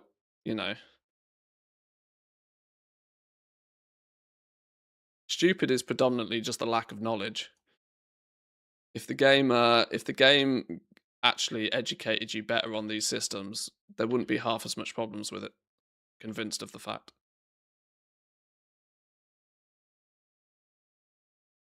This is actually a banger of a tune, by the way, yeah. I thought you were going to do a Quorum raid group farm. We probably should have done that, actually, thinking about it.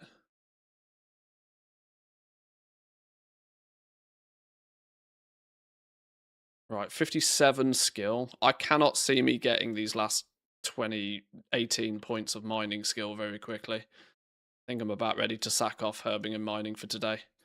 Got a bunch of lumber. Throw that in the war bank. Maybe switch up. Maybe trade up some of it to the Draenor lumber.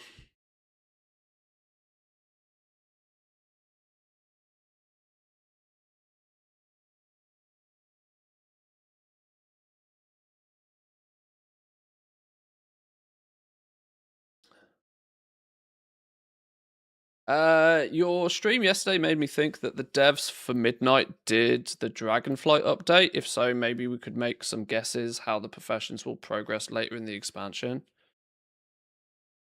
Yeah, I've thought already that the war with Midnight is going to play out a lot more like Dragonflight than the War Within. So by this, I kind of mean that I sense this is why I feel that moats. I haven't done much testing of this recently on the beta, so bear with me the fact that my info on this is maybe a little bit out of date, but I still feel that moats are going to be the major bottleneck, considering the consumption of moats is going to be outrageous. And the consumption comes from all angles. The consumption comes from when you look at things like enchanting, every single enchant is using like 10 to 15 moats. Gems are using flipping moats. Everything, every single alchemy craft is using a whole bunch of moats. This makes me feel that it's going to play out very much like Rousings did. Rousings and Awaken from Dragonflight. That they become the bottleneck material to craft. Because they're used so widely, the market value of them will be so heavily manipulated is not the right word, but the point is that everybody is going to be wanting to buy them. So he or she who gets their moats at the cheapest price will probably be the one that gets the margin on the crafted good. This basically means that your herb and your ore, or your basic material, is a supplementary material and is likely to crash in value significantly faster. When going out herbing and mining, the value per hour is predominantly going to come from the moats. You still pick up more herbs and more ore than you do moats, I am led to believe. All of this makes it feel, is going to make it feel a lot more like Dragonflight, where the base mats will stack up and up and up and have realistically not that many places to go. Because people will be out there counting how many moats per hour they get. And the herbs will just be a byproduct. The ore will be a byproduct. Now, I could be completely wrong with this. But there is a very strong Dragonflight smell to the economy, which, I mean, like I said, in fairness, there's a few more little things. We don't have thaumaturgy for a starter. Thaumaturgy was the great balancer of all materials, which basically meant that no single baseline material ever got too expensive or in turn too cheap, because soon as it went one way or the other, it was either hoovered up for the purpose of thaumaturgy, or the cheap stuff was turned into the expensive thing. Whatever the case may be. There's no natural balancer really in Midnight. Recycling with engineering is looking interesting. It doesn't look as if it's going to be a complete replacement for thaumaturgy, but it does kind of present options. But it's not turning one base material directly into another base material. So even if recycling with engineering is useful, it won't be as useful as what thaumaturgy was.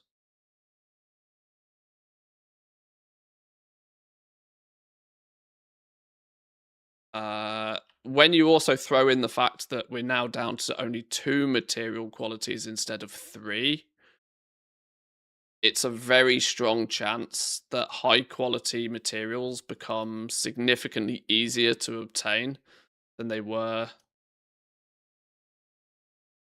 in in the War Within. Which, if high quality materials are more easy to obtain, and they also are still considered a byproduct of actually going out farming moats, then there's a strong possibility that it won't take too long before normal quality and high quality materials end up being very, very close in price. Because if they're both considered byproducts to farming moats in the first place.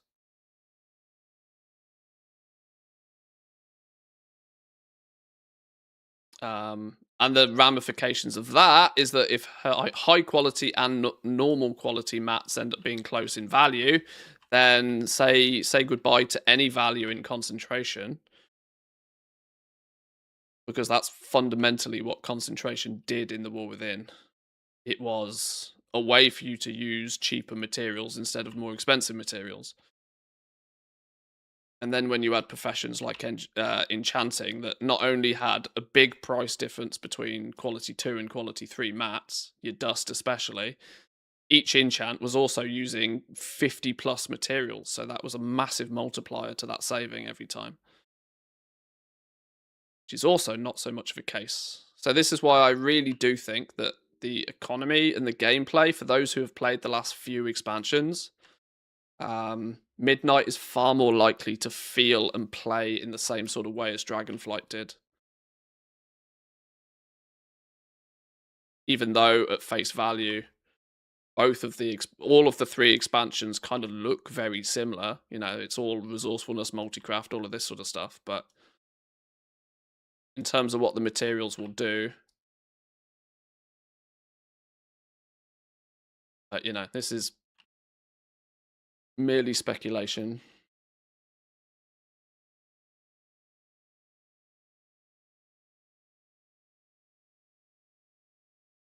Transmute moats cooldown will be steady gold.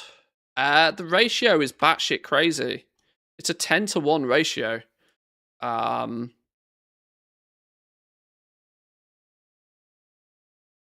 Now, are we going to see a scenario where one moat is 10 times more expensive than another? What kind of crazy Lulu land are we going to have to be in for one moat to be 10 times more expensive than the other when you can target farm a moat? Summon would have to have gone completely batshit crazy wrong for a 10-to-1 ratio to ever be of value.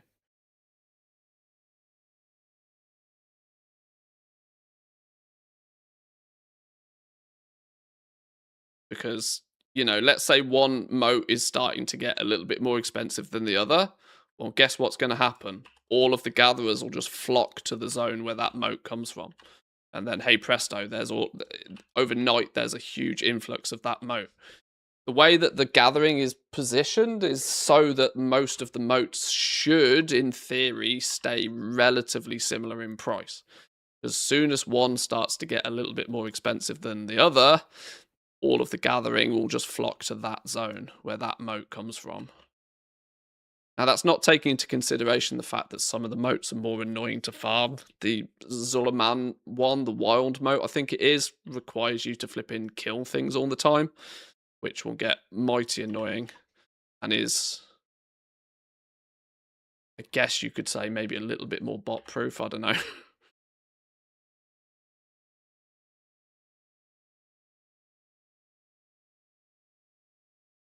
Definitely promotes doing herbalism and mining on a geared character if that ends up being the case.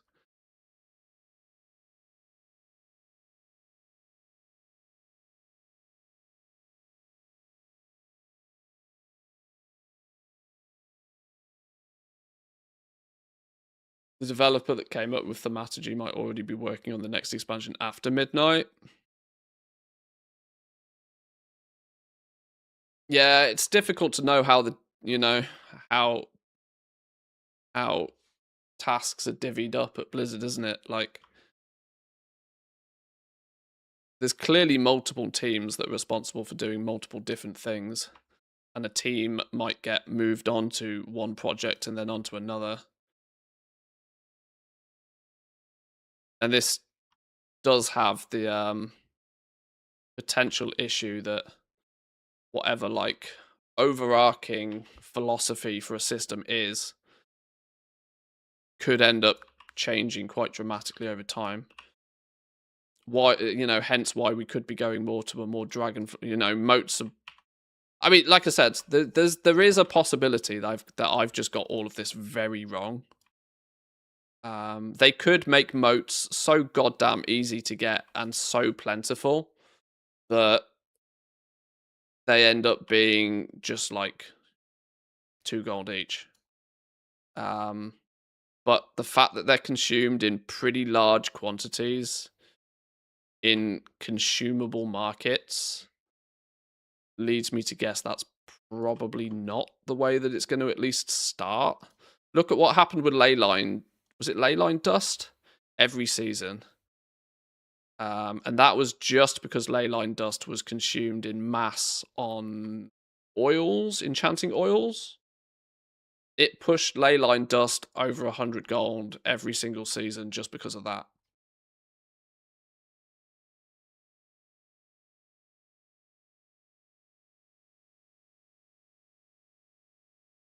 The other sort of more elemental things in the War Within were not always consumed in great quantities via consumable markets like moats are. Said I'll be happy to admit if I've got this all horribly, horribly wrong, but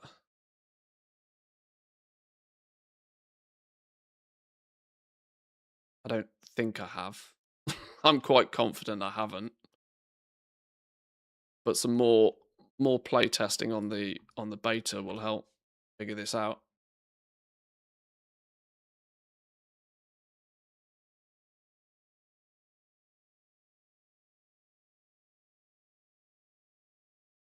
Leyline residue was never above 500 gold, whilst a waking order sat at 4k for a good while.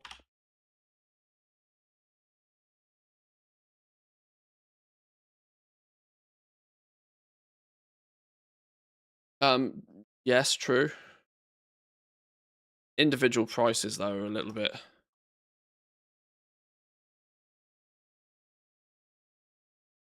I mean, Awakened Order was interesting in terms of the fact it was the rare version of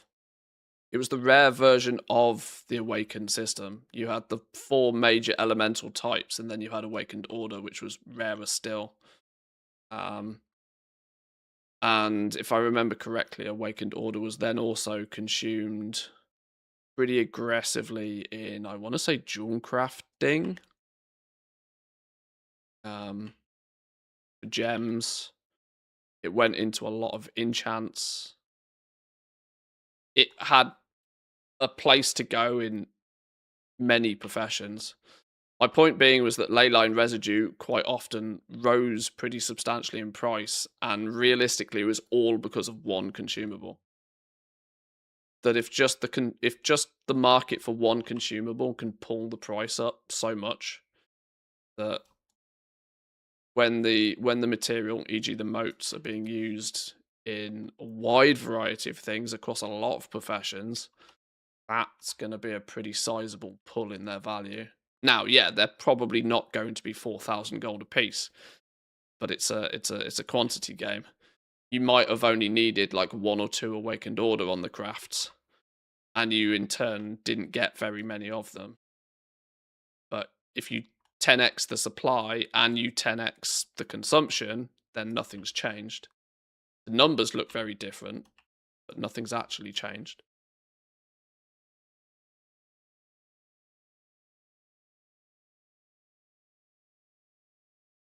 Motes will be more like rousing rather than awakened. You know, the awakened were just sort of a way to. It was a weird. You didn't really need awakened, to be honest. It was just so that they could put a multiple of 10 and make it look different. The fact that there was no tax with converting rousings or awakened kind of meant that there was no real need for them to be both there. They could have just had rousings, and you know, some crafts could have needed 30 rousings instead of 3 awakened. There was a weird little arbitrage market on those for a long time as well, actually. It was incredible just how often you could buy up a bunch of rousings, turn them into awakened, and then go and sell them for a profit. That was kind of wild.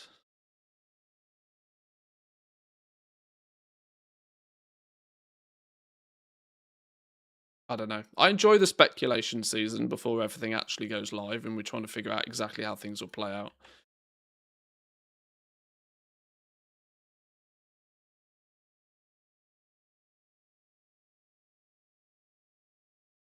Be fun to see how it all plays out.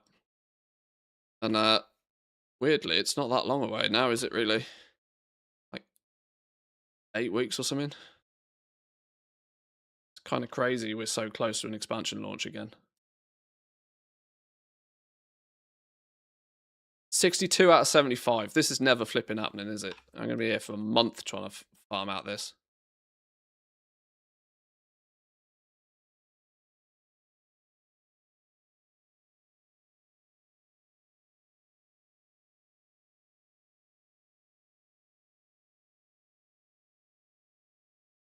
It's been a nice little test for my lumber farming route out here, though. I'm basically never more than 10 seconds away from a lumber node. Means it's doing its job well. I'd probably be better off, actually, if I am trying to just get the mining skill now following Zygor's route, because that's more mining focused. Just to get the job done. But squirrels be squirrels. We shouldn't call them squirrels when it's lumber, should we? We should call them beavers. Getting distracted by beaver.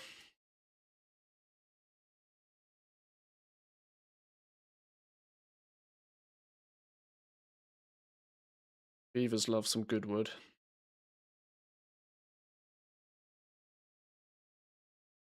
That's not a euphemism.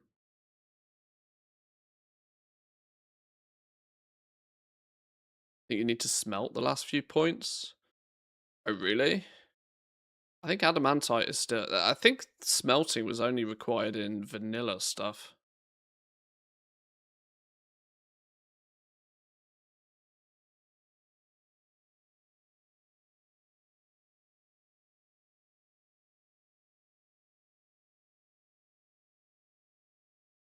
Next time I find an adamantite node, I'll have a look.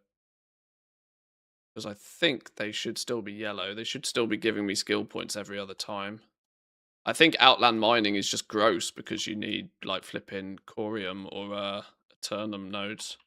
Oh, eternum's the rare of any node, isn't it? And then there's corium nodes specifically. What's this saying? Yeah, this is only green right now, which means the likelihood of getting us upgrade from even adamantite is skinny. It's rich adamantite nodes, or maybe even smelting it. You might be right.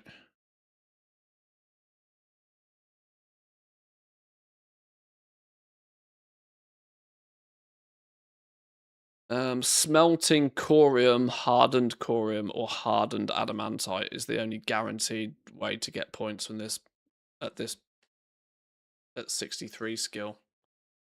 Even smelting adamantite doesn't do it. Smelt the corium bars, I suppose. What's a corium bar these days? 600 gold?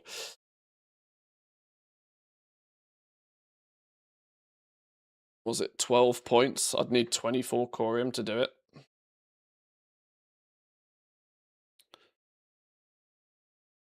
Smelt hardened. Does this... Did these... 14 gold apiece. 100. Okay, there's actually still value in those still. Melt the adamantite and then smelt it into bigger bars. I still don't think I've got quite enough, have I? We could smelt all of that up, and then we'll have... Yeah, maybe we just do a cheeky bit of smelting. Maybe we just do a cheeky bit of smelting for the last few. Let's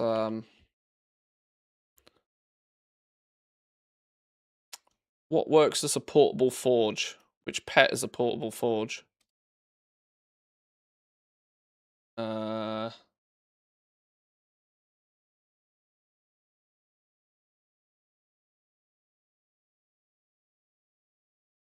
Where can I read about these changes? Yeah, there isn't really any documented changes on the loot drops. It's all been done by trial and error and testing. The TLDR is that if you are mass killing a hyperspawn, they will very quickly stop dropping green BOEs. Alvin works as an anvil, but does he also work as a forge?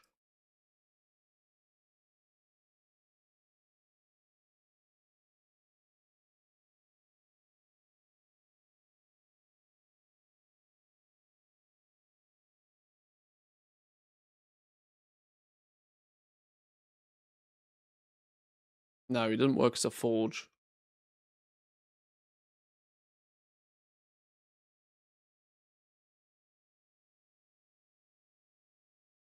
We'll just half back home. It's fine. We'll half back home. I should have enough mats to get to 75 now. I only need 12 skill points. It shouldn't be that hard.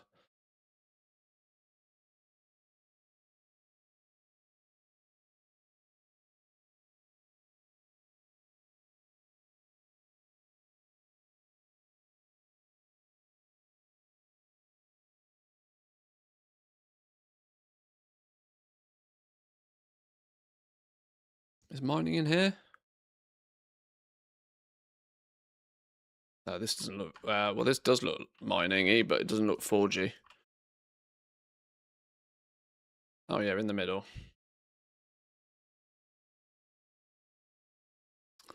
Blacksmithing. Here's a forge. Right, let's try again.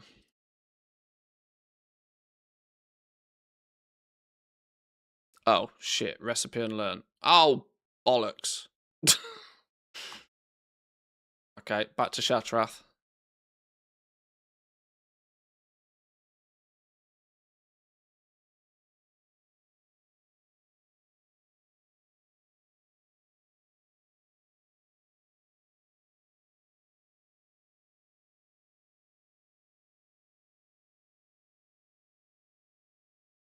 I remember Dragonflight, the Dream Zone. One day the greens dropped, the next poof, nothing. Yeah. It's, there's lots of speculation to what and why things have changed, but the TLDR is that if you are abusing a hyperspawn for farming loot, it's probably not going to work for more than 2 minutes. This has had a bit of a knock-on effect with quite a lot of materials as well. I know a lot of the old school primals and stuff are now considered much more difficult to farm for, based on the optimum way to farm for them historically was 2x4 farms. I have no idea where the mining stuff is. It's down here somewhere, isn't it? A forge around here somewhere.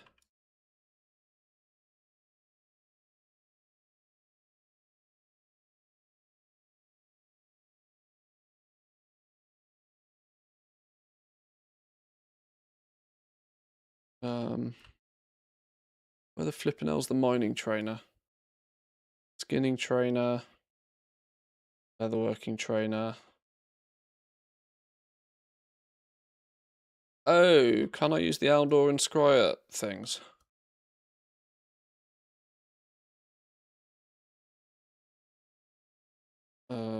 Herbalism and mining.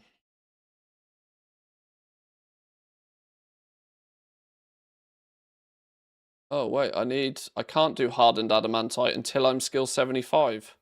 Oh, shit, that was the thing I was going to use to get to skill 75. Well, I guess not. Sure. We will reconsider our options then.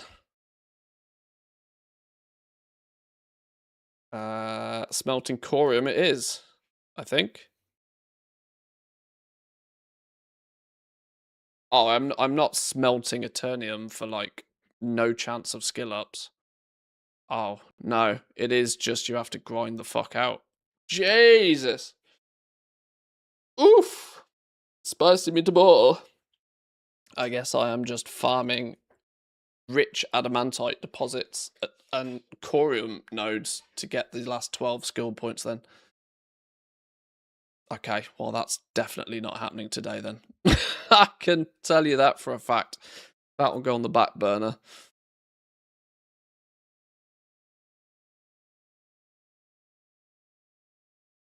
You need max outland mining just to make the corium bars? That's wild. Right, well, I guess that... Oh, and all my accounts have logged out as well. You know what? I tell you what, it's that time of the day where I'm going to go get me some food. Boys and girls, thank you very much for joining today.